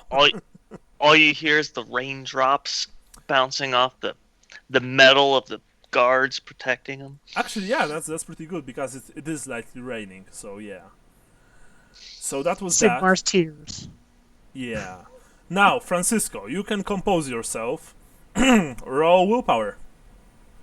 I could try to compose myself. Of course. No. You keep running. Peace out. Actually, roll me agility. -20. You fall to the ground. People begin to run over you. Alright. Oh, In that case, let's just see how many D10 hits will you receive. 10! Nice. Yeah, that's because you've tripped. You fell to the ground. People start to trample you as they run back and forth, screaming in panic. So, first hit goes towards your leg. I'm not going to reverse this, just so you know. And this is like a basic strength hit without any weapons. Okay. You have your armor on you? Yes. Okay. So let's see. So it's 11 into your legs. Remember that armor counts double. Well, I don't have any armor on my legs, so I have a toughness of 5, 11, so wait, I only 11 have 2 wounds. No, 11 minus 3 in that case, because it's like striking without the weapon, I believe, is strength minus 3. I'm actually going So to... then it's just the default roll then. Yeah, actually. No, strength minus 4. So it's like 7. So Alright. 7 in... how much toughness do you have? 5. So 2 go through. Alright. I only have 2 wounds, so I'm at 0. Okay. The second strike goes towards your 54. I actually have this funky hit locations thing here uploaded. 54 is right arm. Excuse me. I hope that you guys didn't hear that. I hiccuped, just so we know. Yeah. Sorry. I'm offended. Okay. Nice. So 54. Let's see the row. Yeah, the row. Nothing. Excellent. Now the third row. Your head. And 2 nothing. The fourth row right now. Into like you're laying on your belly, just so you know. Someone run over your back. Let's see. D10. 1 nothing. That was row number 4.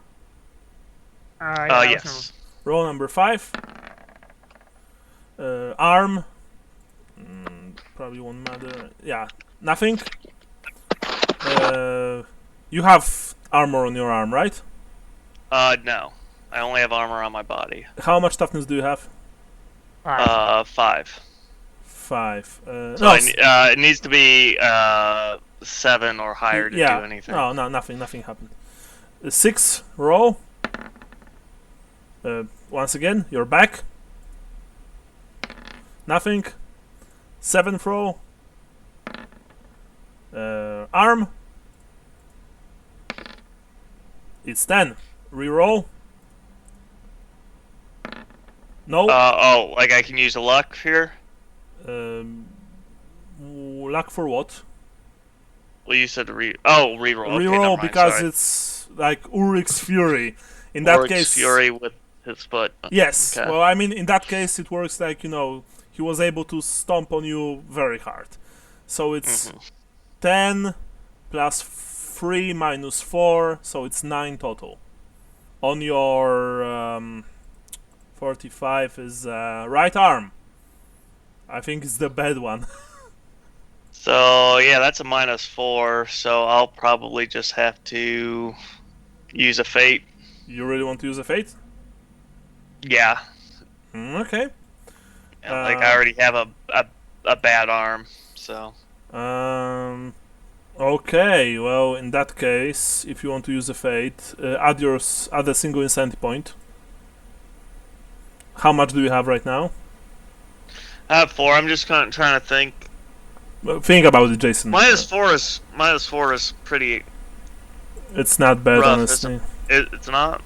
I mean, I'm not going to tell you because if I Well, roll I'll do high, it anyways, I'll let the crit go through because it's my bum arm anyway, so it's not like it's useful at the moment. So like it's very I'll easy. take the hit. It's very easy if you think about it. On a 10, essentially, if you're on -10, you will die anyway. -4 is somewhere in the middle, right?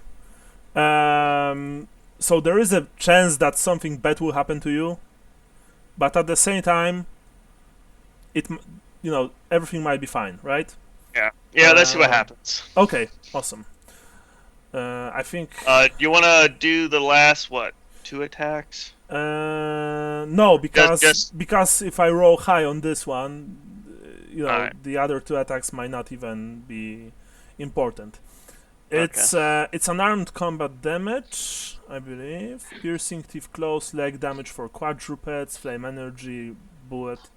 Blunt damage is kinda enticing, but I think I'll go with unarmed combat. I still need to roll on the table, so let's see. Descending or ascending? No, I've chosen the bad one. Ascending, thank you. So it's -4 and I'm going to roll D100. Let's see what happens. I think you should be fine. It's 43. Minus... Oh no, it's actually not that bad. Okay. It's 8. Okay. And it was your arm, right? Yes. Okay. Just double check. 8.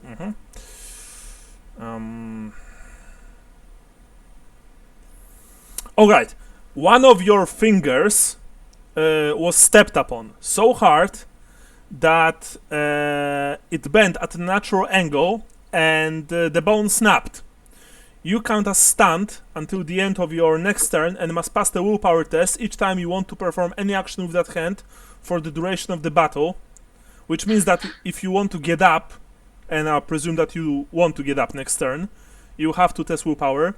Setting the finger straight again and tying it to a small splint or a neighboring finger is painful but easy, but you still suffer a penalty of -10 to any tasks, attacks, or parries due to pain and swelling until the bone has started to heal properly in 2 weeks from now. So please note the 2 weeks. Alright. Alright, and we still have the last 2 rows, I believe. Yeah. Okay, let's see this one. It goes towards the arm. Let's see if it does anything. 8 plus 3, 11 minus 4. It's 7. 7. It's the arm. Yeah, I'll have to take another critical. So But how much? -2. Well, up to you. Yep. Mine. Yeah, let's do it. Okay. Another insanity point for you. This, by the way, I don't know if you guys read the Witcher books, like not played the games, read the Witcher books. There's a very similar scene to this one, where someone drops a ladder on Geralt's back, and about 30 people run over that ladder. It's pretty brutal. Is that at like towards the end? No, I think it's the middle of the saga. It's in the third or fourth book, something like that. My wife's reading through them the second time, and she's like, "Yeah, it ends kind of." Yeah, it's gloomy. Okay. Yeah. It's D100 minus 2. Let's see. I think nothing. It's 0-1 is the best roll, so it's just 1. It's also arm. Like someone kicked your arm very hard. If in a combat situation, it would probably mean that you wouldn't be able to attack or parry, but in that case, just nothing happened. And finally, we have the last roll, and goes towards. It's not the head. It's 19. It's your left arm. And it's nothing. So that's that. Okay, so next turn you have to. Sorry, you have to not only. Sorry. Wait a second. I feel like everybody who was there has already stepped on me once. You not only have to test for terror, you also have to test willpower. You also have to test willpower if you want to get up, and you also have to test agility if you want to get up. Willpower because of the finger, agility because there are like hundreds of people just running around and over you.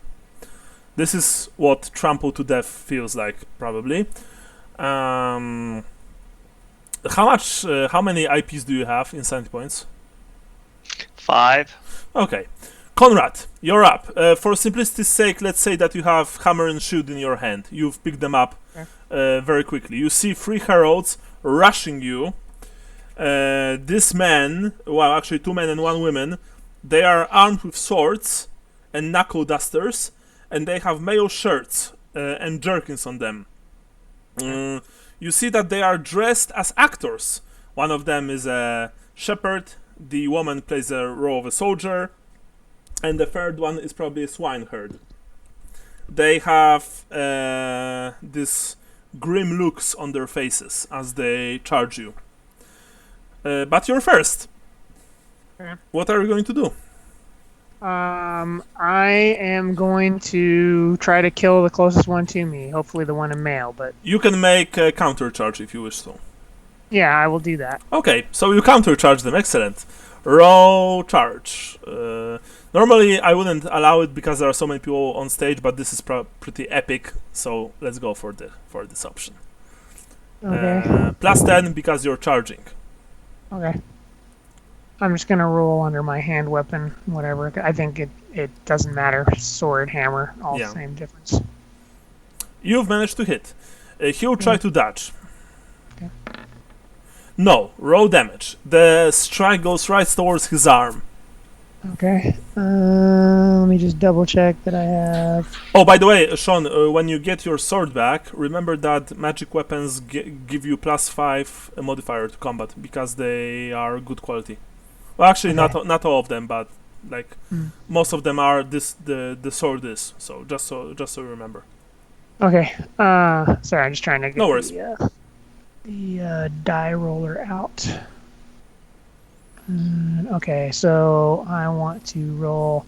So I have strength of 4 plus strike mighty blow, so I'm going to add +5 to it here in the roller. Mm-hmm. So 13. 1d, so 8 plus 8 plus 5. plus 5. Okay, because remember the initial roll is important because if it would be 10, right? Yeah. Yeah. So it showed the die roll there. Sure.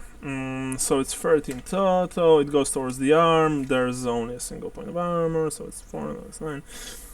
Okay, you've smashed the man on the arm. He howled in pain. Oh no, actually he doesn't even have anything on his arm, so you smashed him for even more. He staggered, but he's still fighting. Right, and finally, after that, we have whom? The heralds. The heralds are after Conrad, Okay, so well, they're not in range of charge, So the one herald will just make. They all have. Oh, actually, they have 2 attacks. Okay. The one that's fighting you will make his 2 attacks. The others will only make a single one because they approach and strike you. The one that you're fighting raises his sword. Forgot I had 3 attacks. Yeah, and you've sidestepped to the left while simultaneously crushing his windpipe with a strike from your hammer. The man fell to the ground, choking to death. His neck smashed. The other 2 rushed you with desperation and fanaticism in their eyes, and also fear. They probably fear what their master will do to them if they fail. First one, you've simply blocked the strike on your shield. The woman tries to sidestep you, and she manages to hit. She manages to, she tries to plunge her sword into your ribs. Do you parry or dodge? I suggest parrying because you gain plus 10% from shield. Okay, I will parry then. Boom.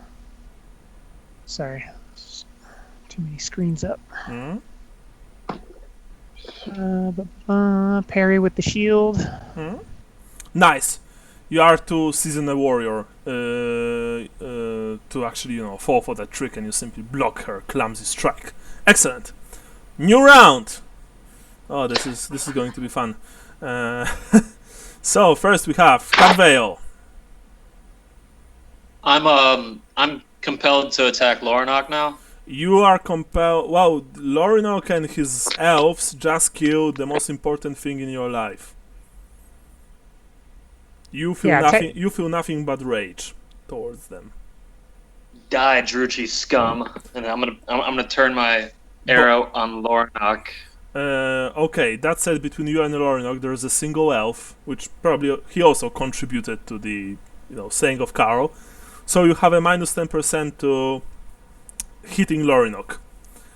But you can unleash all 3 arrows into him. Now you have only minus 20 to your first shot. Because you start to feel better a bit. So, roll. Nice. Roll damage. Okay. God. How much total? 6 total. And it has armor. Piercing. So Yeah. how many points of armor are you It's -1 for elf bow, and it's -1 for. Okay, so you're just okay. One of your arrows nicked Lorinok's shoulder. You see that as a free action. He looks at you with a shock on his face and yells, "Traitor!" Your second arrow is -30. Nope. Your second arrow flies somewhere to the left. Your third arrow -40. Unfortunately not. Now I believe it's him. You're going to shoot each other. like point blank range. There's this elf standing between you. No, Lorinok. He's like, what the hell is going on? No, Lorinok is. Let me see. Just service specialist. All right. Kind of like jump rope when you have somebody in the middle. No, he puts away his bow. He pulls away his sword, and that's it for him. Vampire. None of you can see, but if you could, you would see that he is simply butchering everybody that he can lay his claws on in the audience, and nothing can stop him. Keller's fanatics are just, flying in pieces all around. Few of Eisenbach's knights have already fallen. Helmut is cradling the slain boy in his arms, weeping, while Koller, yelling like crazy, just charges this monstrosity with his flail. So that's the vampire. The elves. Lorinok, the elves are also putting away their bows, drawing their blades. And that's it. Now we have Francisco. Francisco, first of all, roll first willpower test for terror. Heroic. All right. Hey. Okay. You don't have to flee. That said, you're still laying on the ground. You want to get up, I presume. I think that'd be a good idea. First, you need to roll a standard willpower test and then agility test. Okay. Oh, it's a botch. I suggest re-rolling that. Let me just make sure I have. Okay, yeah, I have 8 luck left, so I will use my last luck. That was willpower. All right. You can't get up. You're trying to get up, but you've like supported yourself on your hand with the broken finger, and you've yelled in pain. You can get up, and the people are they're once again running over you. Let's see how many this time. Only 6. The first one.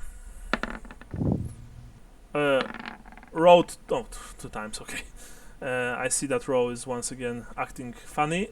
Over your right arm, let's see for how much. 8 plus 3, 11 minus 4, 7. So 2 go through. How do you want to do this? Let's see what happens. Okay, insanity point. It's your 6th, I believe. Yep. You have strong-willed. Nope. Willpower test, please. You don't have any more luck. Nope. Okay, I'll think about some kind of insanity for you for the next game. 0 your insanity points. And let's see this. Oh, I think nothing bad will happen. It's 19. Minus 2, right? Yeah. So it's 2. It's your arm. Yes, once again, someone like stepped very hard on your shoulder, right shoulder, and you can feel a shock coursing through your arm. If you would be holding a weapon, you would probably lose it, but you're not sure. The only thing I had that in that hand is pride, and I've lost that a long time ago. Yeah. That was the first one, I believe. Now it's the second one. Let's see where it goes. Oh. Okay. Leg. Towards your leg. And let's see the damage. It's 10. Let's reroll. No. By the way, it rerolls only. Ulrich's Fury in this case rerolls only on 10. So Okay. anything above 10, because this is not intentional, but the amount of bodies is such that you can still be stamped upon harder. So it's 10 plus 3 minus 4, so it's 9 to the leg. So that's minus 4. I think I just need it at this point. Jeez, well, I already wasted not using a fate. Let's just do the damage. Okay, insanity point for you. Let's see the roll. 0.5. You're very lucky today. Minus 4, 0.5 means it's only 2. So it's the same thing as before. Someone stepped on your actually, sorry, it's leg, so there might be something else. But minus 2 leg is, let me just quickly see. Someone kicked your thigh really hard, barely missed your groin, and so you are knocked off balance. And you may not perform any attack actions on your next turn. Okay, so that's that. Now we have third attack. It goes towards not genitals. It only goes towards your legs, so that's not bad. 7 plus 3, it's 10, minus 4, it's 6, so I think it's nothing. It would be toughness is 5, So it's minus 1. so it'd be minus 1. I presume that once again you want to take a crit. Yeah. Another insanity point, please. You are slowly being trampled to death into the mud, unfortunately. 69. Yeah, that's and its leg. Things worked out for him. Somebody else fell down on me. Yes. Someone struck a telling blow to your knee. Roll me -10 willpower. Okay. Nice, you've passed. Nice. Excellent. And this means that you've passed, but your movement will be halved, and you count all dodge blow tests as hard for. Let me quickly see. For 4 turns. All right. It might be important, it might not. That was, I believe, the 3rd time, right? Yeah. Yep. Now the 4th goes towards your head. This might be important. Ooh. Okay, 12 minus 12 plus 3, sorry, 9 plus 2, 9 plus 3, 12 minus 4, 8, thank you, times 2, 16. All right. I I would take a nap on this one. Okay. Yeah. Okay. Snap it off. You take fate to survive. Like deduce 1 fate, add 1 insanity point, 1 last time. 6 insanity points for being run over. Yeah, and I will think about what will happen to you after, like, this whole thing blows out. I have a phobia of feet. You're not a pervert, at least. No. Might be afraid of crowds. Oh, actually, that's pretty cool. Okay, Conrad, you're up. You fight Yeah. against 2 heralds. Just let me quickly see one thing. On 1d4. Okay, nothing happens. Excellent. You are fighting against 2 heralds, man and woman. How do you want to do this?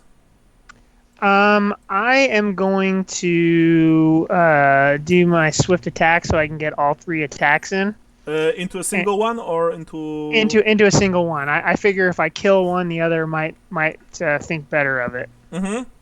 Man or woman?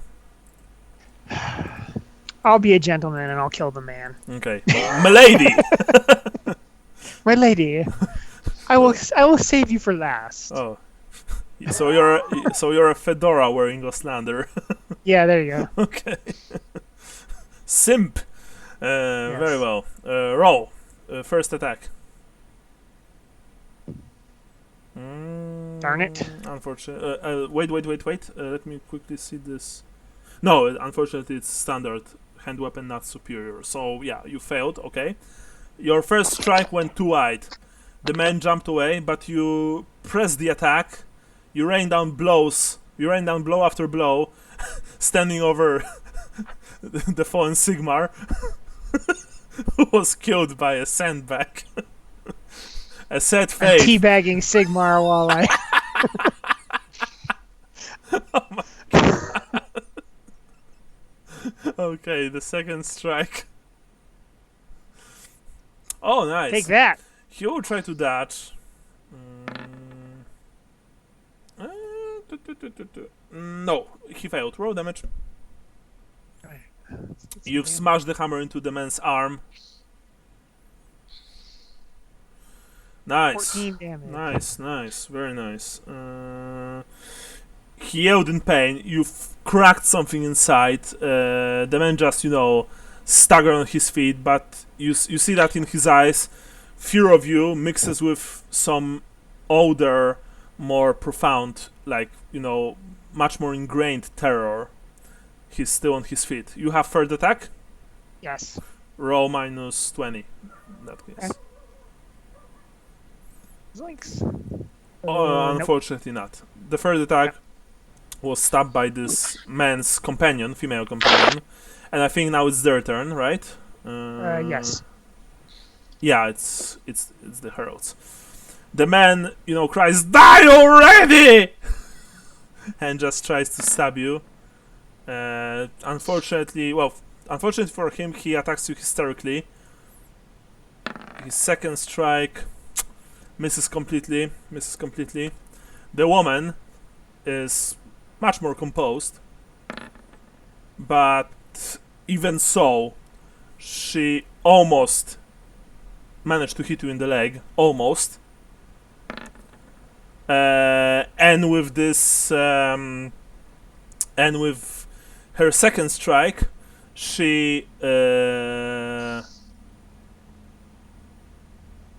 another sandbag fell from on top and crashed into her head. Because above you, you don't know that, but above you, a different kind of skirmish occurs. And as the elves are fighting, the pieces of the rafters fall down. The woman just received a sandbag to the face, and she'll never. That's the end of her. Essentially, just pulverized her skull. Yeah, that's it. So we have new round. Catvale. You saw that the elves, drew their weapons, and you know what will happen next. It's me versus 7. It's you versus 8. Okay. You want to Elves jump down? took a long time, and I know this guy's name, but I think self-preservation. I need to be seen fighting these guys. So can I try to grapple one and pull him off the rafters? Yes, but you have a bow in your hand. You would have to put out either drop your bow or put it back, put on your back. Do you have Oh yeah, sorry. Putting your weapons back is always considered an action. Well, I don't care what happens to the bow right now. Could it be a push and then I jump after him? Yeah, you can. That said, that this is going to be a weapon skill test. Okay. Raw weapon skill. It's actually like a strike to stun, but without. Yeah, let's do this like this. So first, it's your weapon skill. Okay. Nice, you've passed. Now, how this worked, Sean? Now he needs to make a strength test, right? After successful weapon skill test. Oh, for strike to stun, yes. Okay, so now Brian, roll your character's strength. Strength. Okay.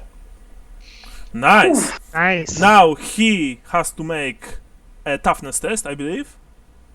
Correct. Okay. Does it have to beat my roll? No. He has to pass a toughness test, and he gets pluses per AP on his head. Not on his head in this time. He doesn't get any Okay. pluses. Just. So he just has to make a straight up toughness test. I mean, he'll get a +1 for his armor. He failed. All right. You've pushed the elf standing between you and Lorinok over the railing onto the stage. Just for kicks, I'm going to roll his agility, see how badly he's fallen. Alright, he fell badly. That's probably... Oh, actually. Okay. What next after that, Brian? I want to follow him. You want to jump down? On him, hopefully. On him. Okay. Sure, of course. To try and break my fall. If I take falling damage, I understand, but... It's like that scene in Jason Bourne where, Yeah. where he rides the guy down the fucking stairwell. Okay, so you want to jump. I want to be seen fighting another wood elf because they're going to blame me for this, Okay. In that case, it will be about 6 meters. You need to make me 2 minus... Oh, it's a chaos down there. 2 minus 20 agility tests. Okay. 1. Nice. Sweet. I'm going to use a luck. Okay, yeah, because that's a botch. I've got 2 left. Nice. You've passed. Well done. Excellent. Ooh, yeah. Yeah. I was like, oh god, I botched for a second, but... Yeah. You've jumped. You did. I mean, did you want it to land on him? To break my fall, yeah, and if All he right. gets hurt, cool. You've landed on him, and you've smashed his ribs into his lungs and interior organs. The elf vomited blood, shuddered, and died. Nice. Roll me willpower test, please. He was guilty. All right, you're down. Awesome. After that, the elves. Okay, the elves are just they're just doing their own thing. The vampire's next, actually. The vampire is just. Or sorry, it's Cadvale, Lorinok. Yeah, vampire. Lornak. You think you can hear Cadvale Lornak screaming, "I'll get you, traitor!" You know, stuff like that. The vampire is just rampaging through the crowds. But you think you can hear Cadvale more and more people rallying against him, and just trying to drive away this beast of the night. Okay, we exit the initiative order because let's just actually no, let's finish this. Conrad, you're up. All right. I will swift attack again. This time I will do the 2 attacks on the. Oh no, the woman killed herself. All right, all three attacks on the guy whimpering in front of me. Okay, awesome. I forgot for a second. Momentarily, I was still thinking about riding that elf down off the rafters. Nice. Bam! Okay, dodge. Take that, bitch. He dodged. Taste my pain. Actually, wait. Did he dodge? Yeah, he dodged. Yeah, You've almost took his skull clean off with the hammer, but the man jumped away in the last second. You're rolling now, second attack. This roll didn't count, by the way. Okay. I mean, he won't be able to dodge anyway, so that doesn't matter. Nice. Damn. Roll damage. Damage. There you go. Oh, it's still there. Blinks. Only 9. Wah, wah. Only 9. Okay, so it's 22 minus 3, I believe. Yeah, 3. Roll one last time. Okay. Bam. Oh, all right. yes. Doesn't matter. You've beaten the man to death with your hammer. You simply pulverized him completely. His face, his chest, his arms, and you've been, smashing him like crazy with fury in your eyes, and just, with this animalistic growls coming from your throat. When Cadveo, you see Conrad not far from you, just doing what I've just described. You try to act. By the way, we exit the initiative order, just so you know. Sorry, Cadveo, once again.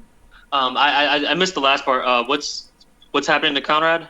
Conrad is just massacring a body with his hammer. I'm pulping the guy in front of me, essentially. I'm gonna say, Conrad, follow me. You don't think that saying that will do anything? He's in a rage. Then I want to move up and just grab his shoulder. All right, yeah. Leaving enough distance in case he turns around and hits me or something. Yeah. Conrad, someone grabs your shoulder. You turn around and you see it's Cadvale. He has this strange look on his face. He's smeared in blood. You're not sure if it's his own or not. Alright. The assassins are wood elves. Guys, I just need to grab something from the fridge. I'll be right back. Don't go anywhere. 10 seconds. Okay. Alright. That couldn't have worked out better. Jesus. Yeah. Excuse me? That was terrible. Yeah. You got stuck in a mosh pit. Yeah, I was gonna say you had the luck that that Otto was having before he died. Yeah. Yeah, it's coming. Luckily, I haven't had to use a fate yet, but I think fight 7 wood elves at once, and they already have their their blades out, and I don't. Oh my god! I was more worried that like it was a wood elf arrows that went into Carl, and so if somebody doesn't see me killing another elf, they're just gonna blame me. You know what I mean? I think they're probably still gonna blame you, but you know. I mean, it gives me an out at least, you know. Yeah. Well, yeah, like in that tussle, they might not even that all those elves could have just been like one elf. Like most of the people aren't watching what's going on; they're running. So, yeah, the story is probably going to turn into a single elf assassin. So, I want to try and catch him leaving the rafters. yeah, you might want to try to grab one of them. I think. Or something. I think we still have a rampaging elder vampire to deal with here. I'm not worried. I mean, honestly, like, he's not attacking us. You know what I mean? Let it go. Like he has his own business. Like, well, like that's weird and all, but the assassins are this way. Well, you know what? The spell is probably broken, so now we could probably use critical thinking and be like, well, this guy probably wasn't the Sigma Reborn. I didn't really like that kid anyway. He's a brat. Yeah, like, what got over me? Jeez. I'm here. Sorry, guys. All right. Had to take a leak and grab myself a monster-juiced energy drink. Let's open this bad boy up. Who wants to live long, right? Yeah. Yeah.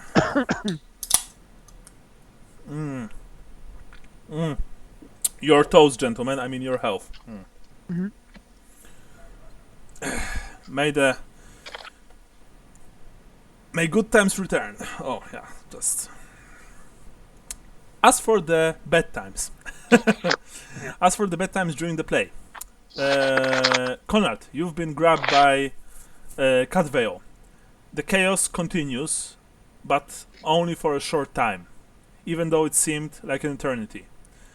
Fortunately, you were spared the sight of this horrible abomination rampaging through the crowds, because, in the end, Coller's fanatics, Coller, Eisenbach, and his knights drew this creature off. Actually, well, drew it away, simply put. It escaped.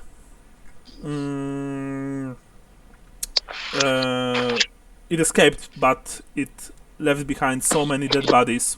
That's crazy. That said, you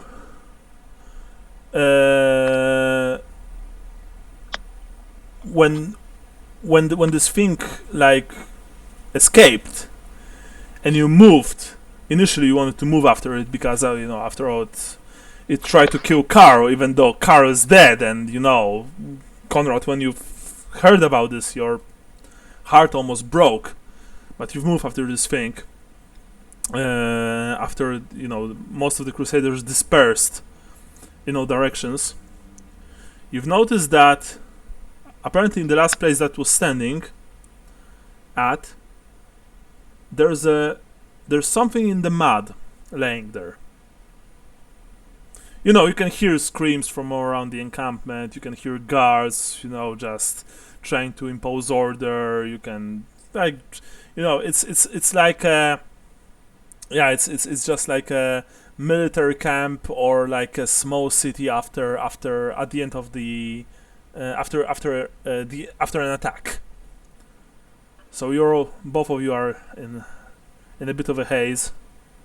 And you see that something is laying in the mud where apparently the monster was last seen. Do you approach it? Yes. Yes. I think we should pick it up, but my eyes are also looking around for Francisco and Nils. You don't see them yet.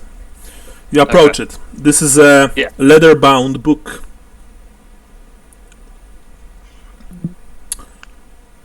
This is a leather-bound book. You open it?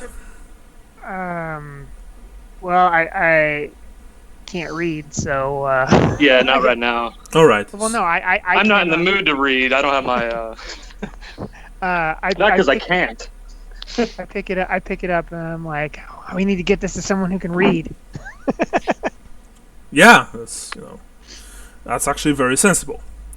Kohler and his men and Eisenbach's knights look down the whole area, and Conrad and Cadvale, they want answers, and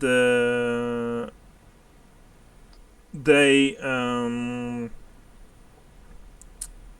simply put arrest you. Because you've picked up the book, you look around, you don't like Cadveo, you don't like think too much when you see the fanatics which and knights which just approaching you. Perhaps they want your help in chasing down the vampire or the Udo of assassins. When they tell you come with us right now, we have questions, and you see that they are I've got answers. You see that they are holding completely naked Francisco, like butt naked, and he looks horrible. He's bruised over his body, and he's just caked in blood and mud and dirt. They also have Nils, who looks at you sheepishly, Conrad. I'm sorry, I wanted to find you to give you your weapon, he says. And when he said that, the knights look at him. Aha!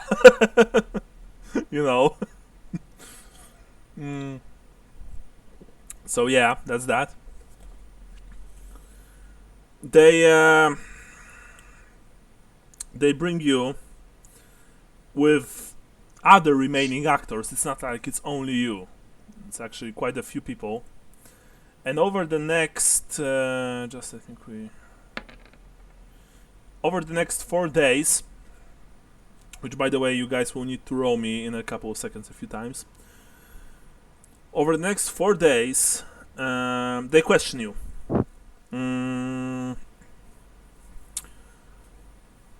However, few things have happened.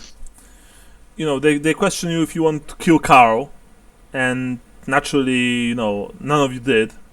Cadvale, even though you were under the influence of the potion, it wore off, and with Carl's death, all of you notice that you don't really you don't have to tell the truth when it comes to this child anymore. You are still grieving for him, but you don't really he's not so important to you. It's a tragedy that this young man died, but that's just it.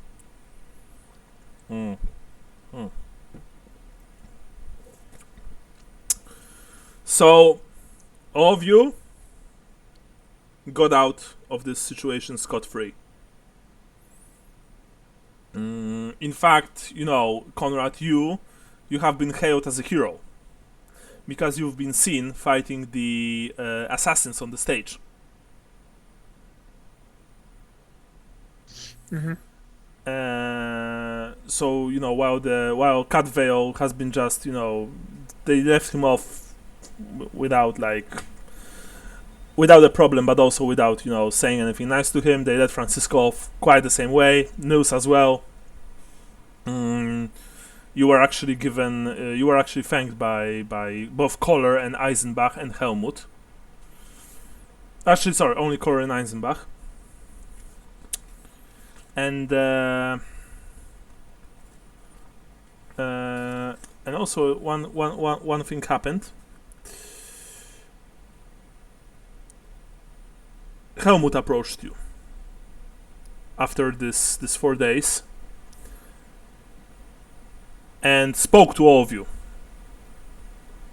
By the way, he spoke to all of you right after you were released, so you were, at the threshold of the encampment of the Inner Circle's compound, Carl's compound, and he spoke to you. Francisco, you have you've been given a pair of poor quality clothes, shirt and breeches. They are patched, they are dirty, but you have something on you. Is the helmet the one that we don't trust? No, Helmut is the priest who found Karl in Marienburg.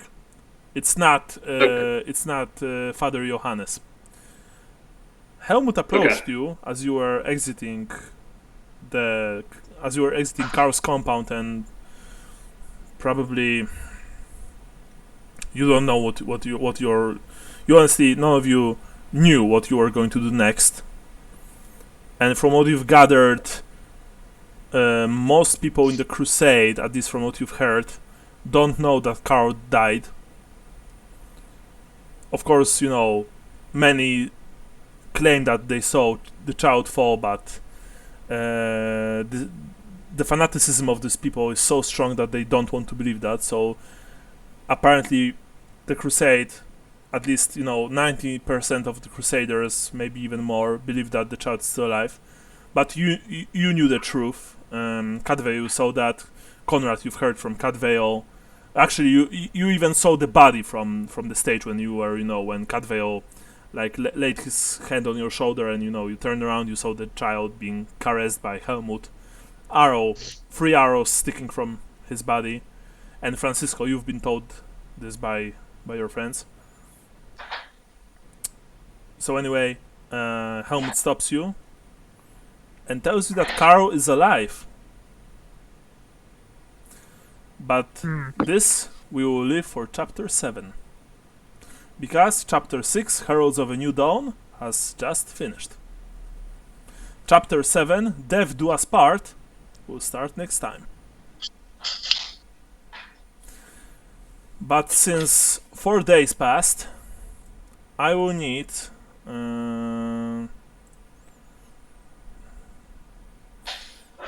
Francisco, roll me first 4 rolls, please, right now.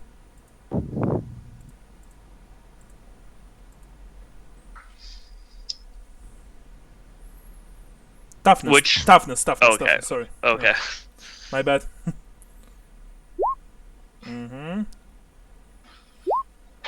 You've passed, okay. You've passed, excellent.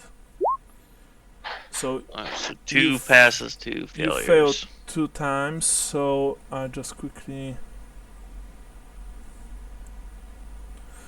All your main characteristics just dropped by 5%, by 10%, sorry. Okay. Oops. Oh, sorry, I have closed this and I need to also note this.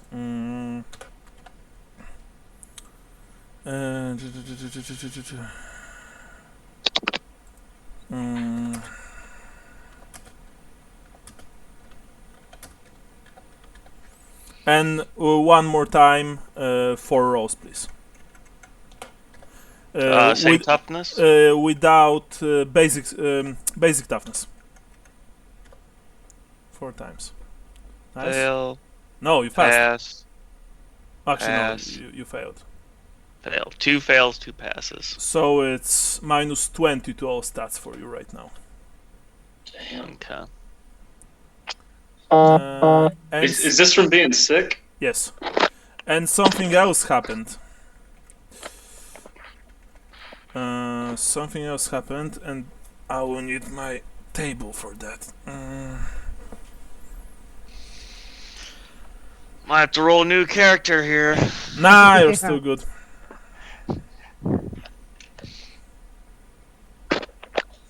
Just have to get you a plague doctor mask. We're all gonna get it. Alien bursts out of your chest. You want to roll from a big table or from a smaller table? Whatever the basic rule table is, not any modified. Just the game rules. Game rules, okay. If that's the question. Okay. Mm, yeah. Okay. So in that case, roll me the 100. Okay.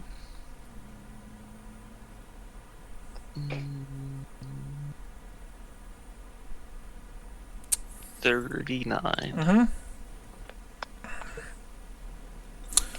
Very nice. That's page 51, so it's not far.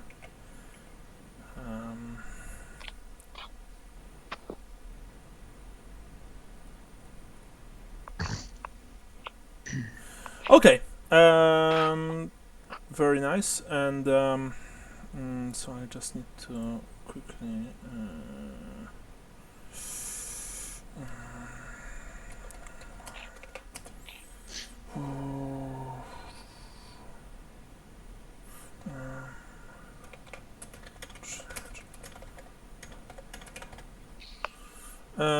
Right. Cool. Just sorry for that. I just roll me 3d10. Okay. Just 3d10. It's not. Let's see if this works. Alright, yeah. 19. 8, Okay. 4, and 7. Mm-hmm. I feel like a doctor is like reading over the charts, like, okay, well, Cadvale and Conrad roll minus 30 perception tests.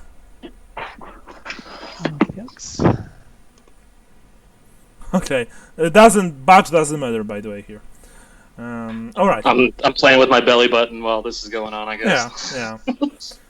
you just found it. You're like, what is this? I fall in. How much toughness do you have, Jason? Unmodified, 51. Yeah, unmodified. Yeah, 51. Okay. Modified, freaking 30 something. I guess. Okay. Not bad. So, okay, I just.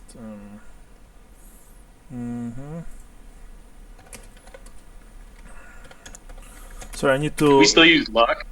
Not for this. I'm all out of luck today. I mean, he can use luck, but it's really not important. So lost without you. Oh no, I was talking about the perception test. I mean, Oh yeah, you can if you wish. So of course you can. Yeah, I'm out of luck, so. But I think I you want to spend luck, Bren? yeah. No. So at least it's not a botch, you know. Yeah, but like I've said, botch doesn't matter in this case. Oh, okay. Well, All right. there goes the luck. Yeah. Okay, so that's that. Lucky rolls, Jason. Just let me put it that way. All right. I will contact you about your insanity later. So that's it. That was chapter 6. We finished it. We're done. Next time, chapter 7. We have only 3 chapters to go. We are getting close. So you know. What were your thoughts on chapter 6? I mean, it wasn't too bad. I think, yeah, I mean, from Conrad's perspective, it wasn't too bad, but having to give up your weapons and strip yourself of armor and then be thrust into what you know is going to be a combat situation is kind of rough. Yeah. But I mean, I feel like this character right now was set up for that situation, so it didn't really feel like everything was totally stacked against him. You know what I mean? Yeah. By the way, you have all of your weapons, like from before. That said, Francisco, when you spend your fate, right after, right before the order has been restored, your unconscious body has been looted completely. So anything you had on you when you've escaped from the crowds, you no longer have. but what you have, what you had with Nils, like what you've left with Nils and in the encampment, you still have it. Okay. And you are also given a single, like a single set of poor quality clothing. But that's it. Your wounds haven't been mended, by the way, at least not yet. Maybe next session. Brian, what were your thoughts on this chapter? I liked it. The three-way assassination attempt was a nice climax. Yeah, that's that was pretty cool. I think I was very lucky at the end. I mean, Yeah. that could have been very bad. The seven elves.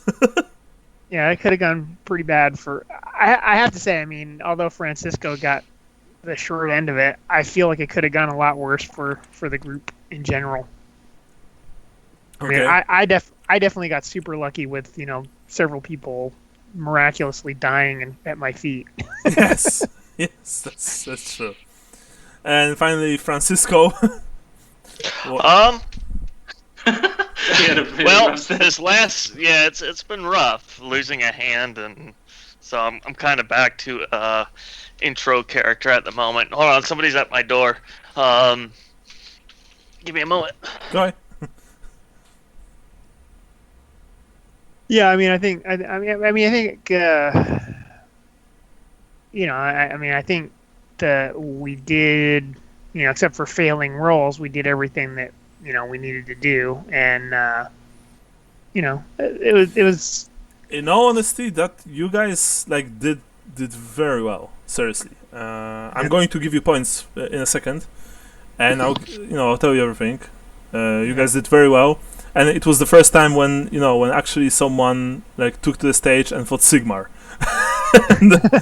But there's this but it's stated that if you defeat Sigmar, the chaos erupts.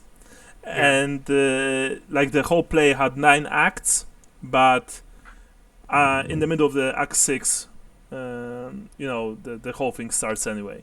Just Okay. so you know. So it's like there's a timetable here for that. It's pretty cool. This chapter requires quite a lot of time management and prep, at least at the end. But it's pretty cool. And I also like that the fact that you guys investigated and actually defeated Heroes of the New Dawn. Also, no one else before you did that. So that was really nice. I think you've managed to do most of the things here in this chapter. So kudos to you, right? Jason, you here? Yep, I'm back. Okay. Yeah. So So your thoughts. I mean, I know that you've like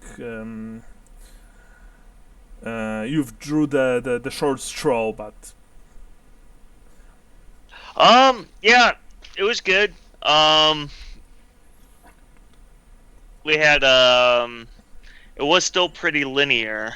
Now I guess that's my only critique of it, but it's anything story driven is going to be like that. So yeah, it was pretty good. yeah. I have a Okay. suggestion for like when a character gets really fucked up, Okay. but will recover eventually. Is it possible to like say if you get your legs broken or something and it's going to take 6 months to recover, like could you retire that character temporarily and bring in another character until I don't mind that, sure, guys. But remember one thing: that realistically, if you leave someone behind for 6 months and you in move the old forward, world? Yeah. you won't be able to find this person. I mean, probably okay, you will, but it will take lots of time, lots of effort, perhaps lots of money, right? Yeah. I don't mind. Sure, of course, you can do that. I have no problem with that. In fact, that's what Call of Cthulhu suggests. That the investigators should have like relatives or friends, people who know what they are doing, and they can jump in. Yeah. And I think in Warhammer that also applies. But then again, we are like by now you know that it's probably always a good idea to have a backup character handy, right? Yeah. Yeah. Yeah, sort of. Yeah. I know that, but I don't always get them ready in time. Yeah. Having them be like related or knowing each other sounds cool though. You know what I mean? So Yeah. they're not like completely Strangers, yes, that's. lost. Yeah. I think that would be pretty nice. That's why I suggest that you should do just that. Just think about characters that maybe know your current ones, or maybe someone else from the party, stuff like that. It will be easier that way. So anyway, I'm going to give you points now for the scenario. So please note. Unfortunately, we haven't returned Carl to the inner circle. He returned by himself. That said, you've met and agreed to help Nils, which means that everyone gets 10 points. By the way, unfortunately, Andy's next character doesn't get any of these points, just so we know. Yeah. Conrad, you gain 10 points for getting involved in the play. If the rest of you would actually try and also integrate yourselves into the play, you'd also get 10 points. So, but alas, only Conrad wanted to partook. You've all found the manufacturer of the poison, which means that all of you gain 20 points. I think that you've all revealed Brother Marcus's secret, right? About the veil. Yeah. Yeah, because the people tore that thing down. So all of you. Oh yeah. All of you gain 10 points. If you would help him keep it, you would gain 15 points. But 10 points is also good. You've also stabbed Carl III in the Bluebelts camp, so all of you get 5 points. How much was that? 5? 5 for thwarting Okay. Carl III. You haven't eavesdropped on the heralds at the Green Pavilion. If you would actually eavesdrop on them, you would hear about the play, the whole integrating heralds into the play, plan, stuff like that. But Conrad just went there and, you're all under arrest. I am the law. So, yeah. Nothing there. You've took part in 3 acts of the play, so each of you gains a total of 30 points. This one is good, actually, if you'd manage to, last to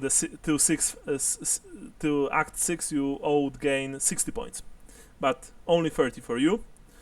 Now, Cat Veil. Oh no, actually you didn't stop the Wood Elves, they killed Carl. Sorry. You also didn't stop the Trua, in all honesty. You didn't save Carl's life, or maybe Carl's double, you don't know. And you didn't defeat all of the heralds because there were a few left. So that's that. That's it for this. For this rewards, and now rewards for today's game. Actually, I only had prepared this chapter. I haven't yet started reading the next one. I do kind of remember it, but I will need to just read it from beginning to end. So it's good that we've ended where we've ended. So for today's game, it was a tough one. Everyone gets 80 points. All right. For your characters, all of you gain 10 points. For your places of birth, Cat Veil. I think what I did was more along the lines of race than place of birth. I think so too. I didn't saw Aphel Lauren today. No mention of any of the characteristic places there. You have the Defenders of the Forest, with which actually lists of the unique landmarks. You can use this. You can use this source book if you wish to RP your place of birth. I don't remember a map. I'll have to look at it again. I mean, there's a map and there are the places are described there, And these guys from Liber Fanatica, they were using official material for that. Well, for most of those things. So I allow it of course, for our games. So I suggest checking it out. It's very good. Now, Francisco, Estalia. I think the only thing I did was when the knight greeted me, I kind of saluted him. Oh, yeah, he did. He In did a a fancy style. bow. Okay, 5 points for you. Sure, it was fancy. Okay. Oh, by the way, Francisco, when you have like a minus, how much do you have? Minus 30? Well, Minus do they 20. stack? Because you said minus 10, and then you said minus 20, so I wasn't sure if you were. No, it's combining minus, those. minus 20 total. minus 20 total. Okay, so when you have minus 20 Okay. total, just so you know, for role-playing purposes, it means that you are extremely sick. Like, you know, you just... my characters. Yeah. You just shuffle, you're like... stuff like that. Yep. Yeah. So, Sean, what about you? You are Ostlander. Yeah. I send you things about Ostland, and I even told you Yes. where you can find them. Yes, you did. Well, so that's the thing is, so Ostlanders are supposed to be sort of like grim military type people, and I 10 don't points. You know why? Okay. Because you've stood your ground on the stage. Yeah. You've not only you went toe to toe with the herald. The scenario actually suggests, says that probably most heroes will just run away when they see that the fake Sigmar has real hammer. Not only you fought real Sigmar, you also fought the 3 guys or 4 guys rushing you. So that was very Ostlandi. That's what I'm talking about. This is actually a very good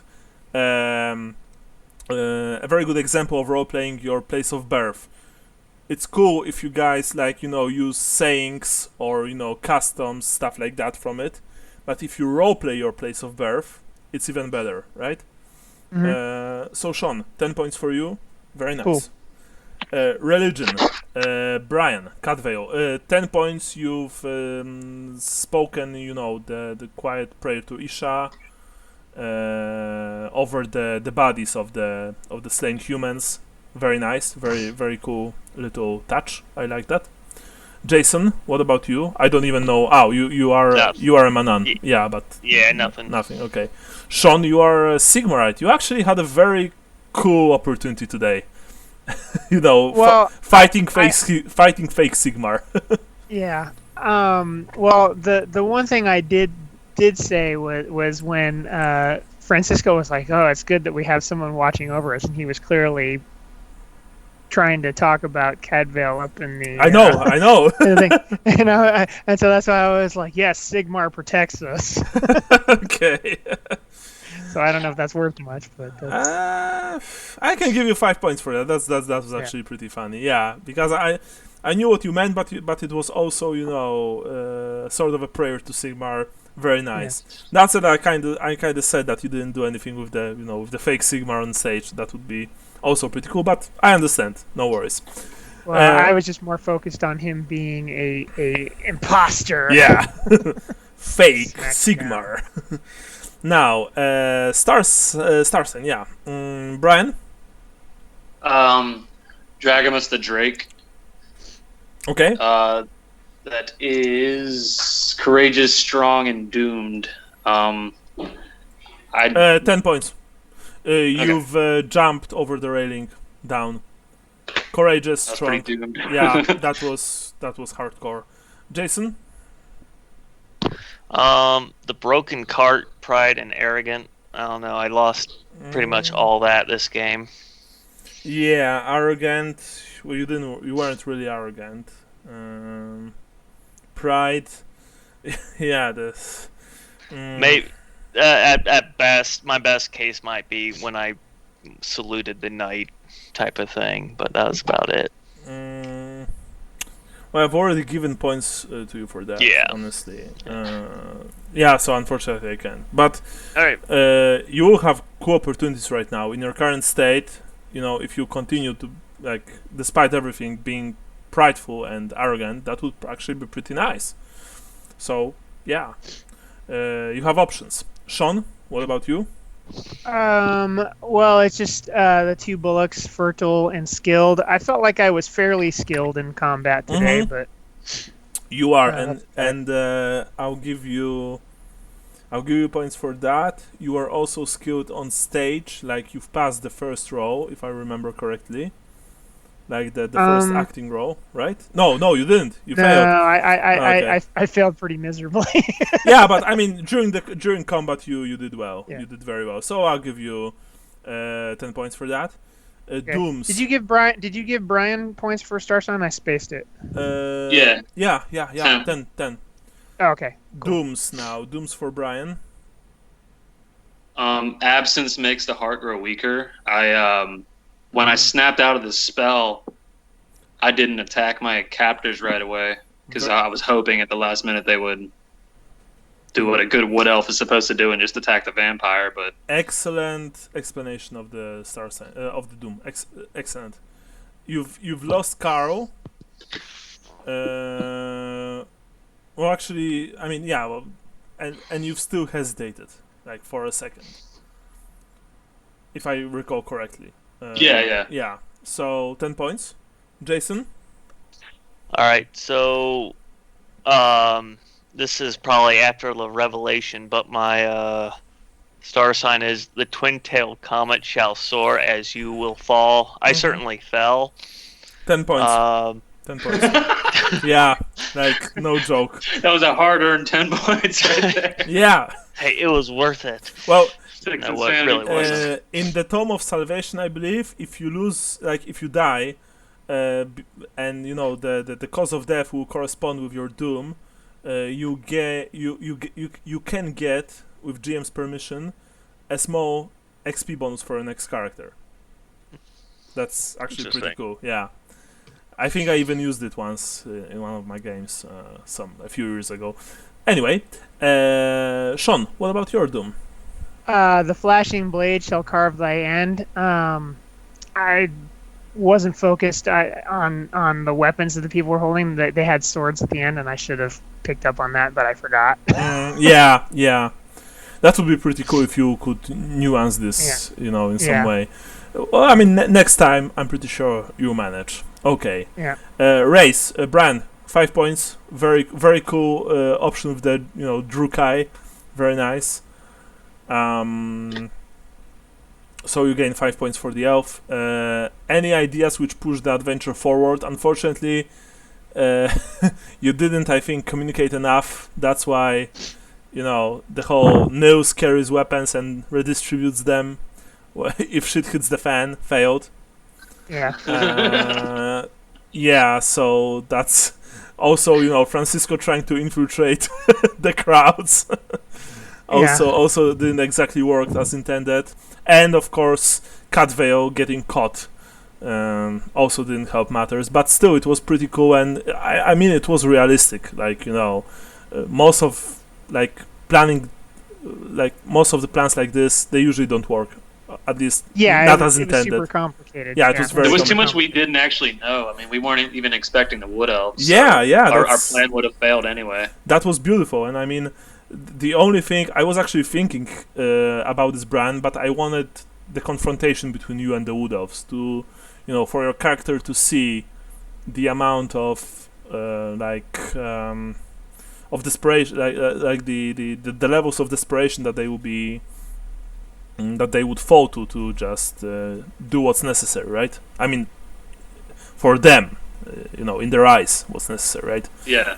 If none of you would be playing Wood Elves, the whole thing would not happen.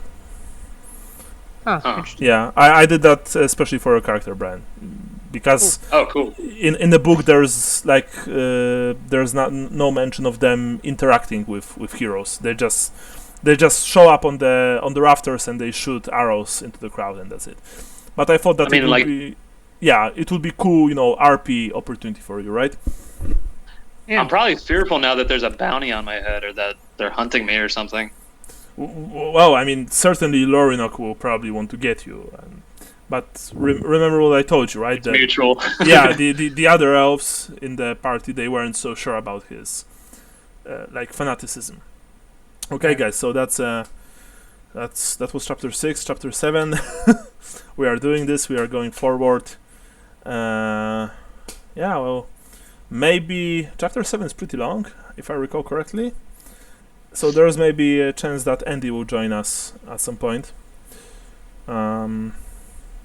Yeah, what I was telling Brian today was that I was getting kind of tired with Warhammer, honestly, because I'm running it for so long. But honestly, this game today, it kind of reinvigorated me a bit. It was pretty cool, yeah. So that's it. I hope that you guys had fun.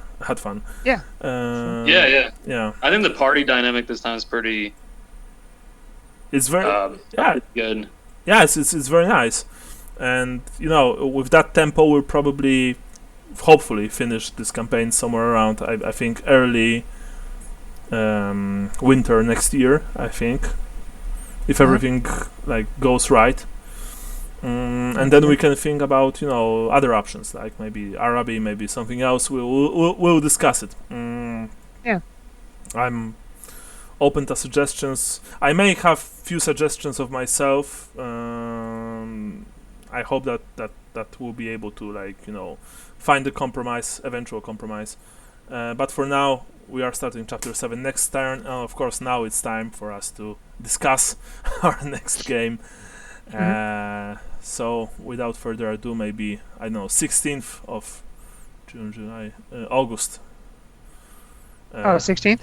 I mean, I don't know. I'm going on a holiday. I'm returning this Sunday, and then I'm free practically to all the time. But if we are counting 2 weeks from now, assuming we want to play on weekend and not in the middle of the week, which, by the way, I am cool with, then it's 16th probably. Okay. Yeah. Once I still don't know what my duties are going to be yet for school, since we probably aren't going to be actually in-person school for a month.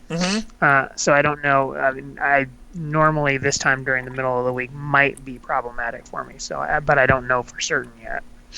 Yeah, I mean 16th is Sunday, so Yeah. No, 16th would be fine. Okay. I'm just saying for being in the middle of the week, I probably can, but I don't know. but 16th for sure I can.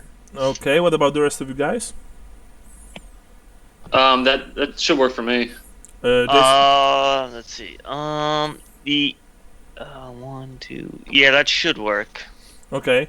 Well, I mean, I am tempted to try an organized game in the middle of the week, since you're not sure, Sean, but yeah, right. I just don't know yet. I have to. Well, I can say if we do a middle of the week, I can't do anything till after the 16th. In the middle of the week. Yeah, because I got the week before then is all booked, and next week it's probably a little too early.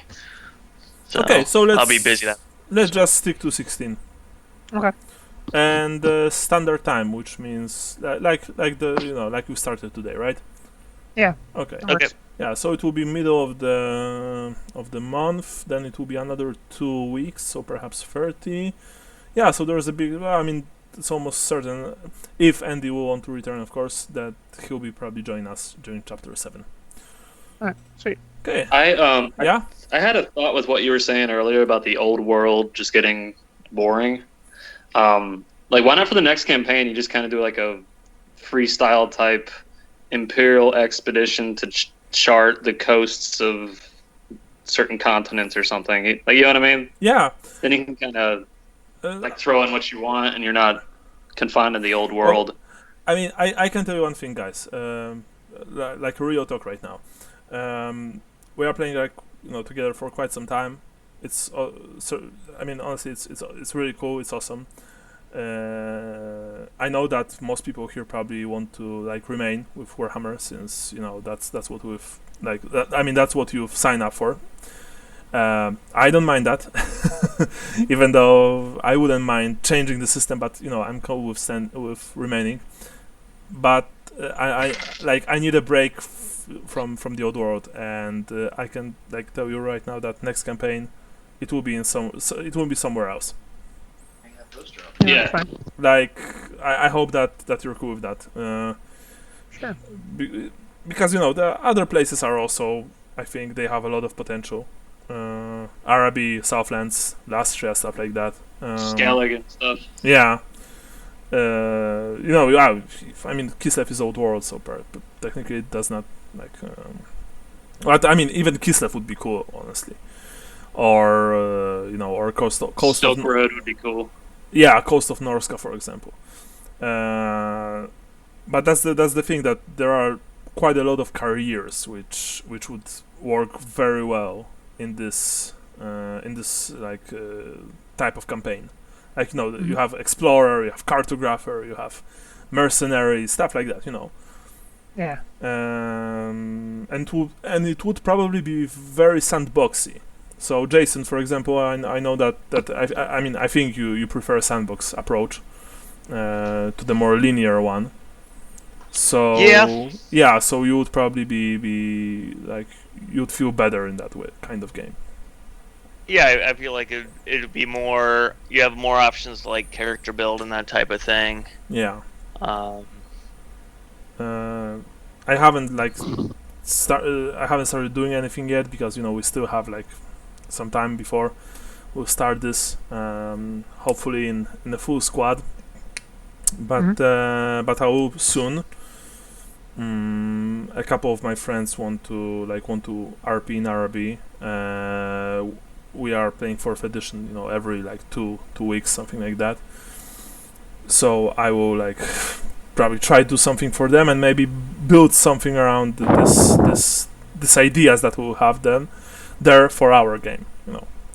Sounds good. Yeah, I mean, it will almost certainly be Araby, or I mean somewhere where it's sandy, hot, and and somewhere south. So cool. Anyway, I'm not keeping you any longer. 16th it is. All right, sounds good. Awesome. Alrighty. Later, guys. Later. Oh, Jason, I will write you today, tomorrow about the illness. Alrighty, sounds good. Yeah. Oh, not really, but Yeah, Yeah. It is what. Yeah, it is what it is. Yep. See you later, guys. Bye. All right, see ya. All right, All right, cool. later. Bye-bye.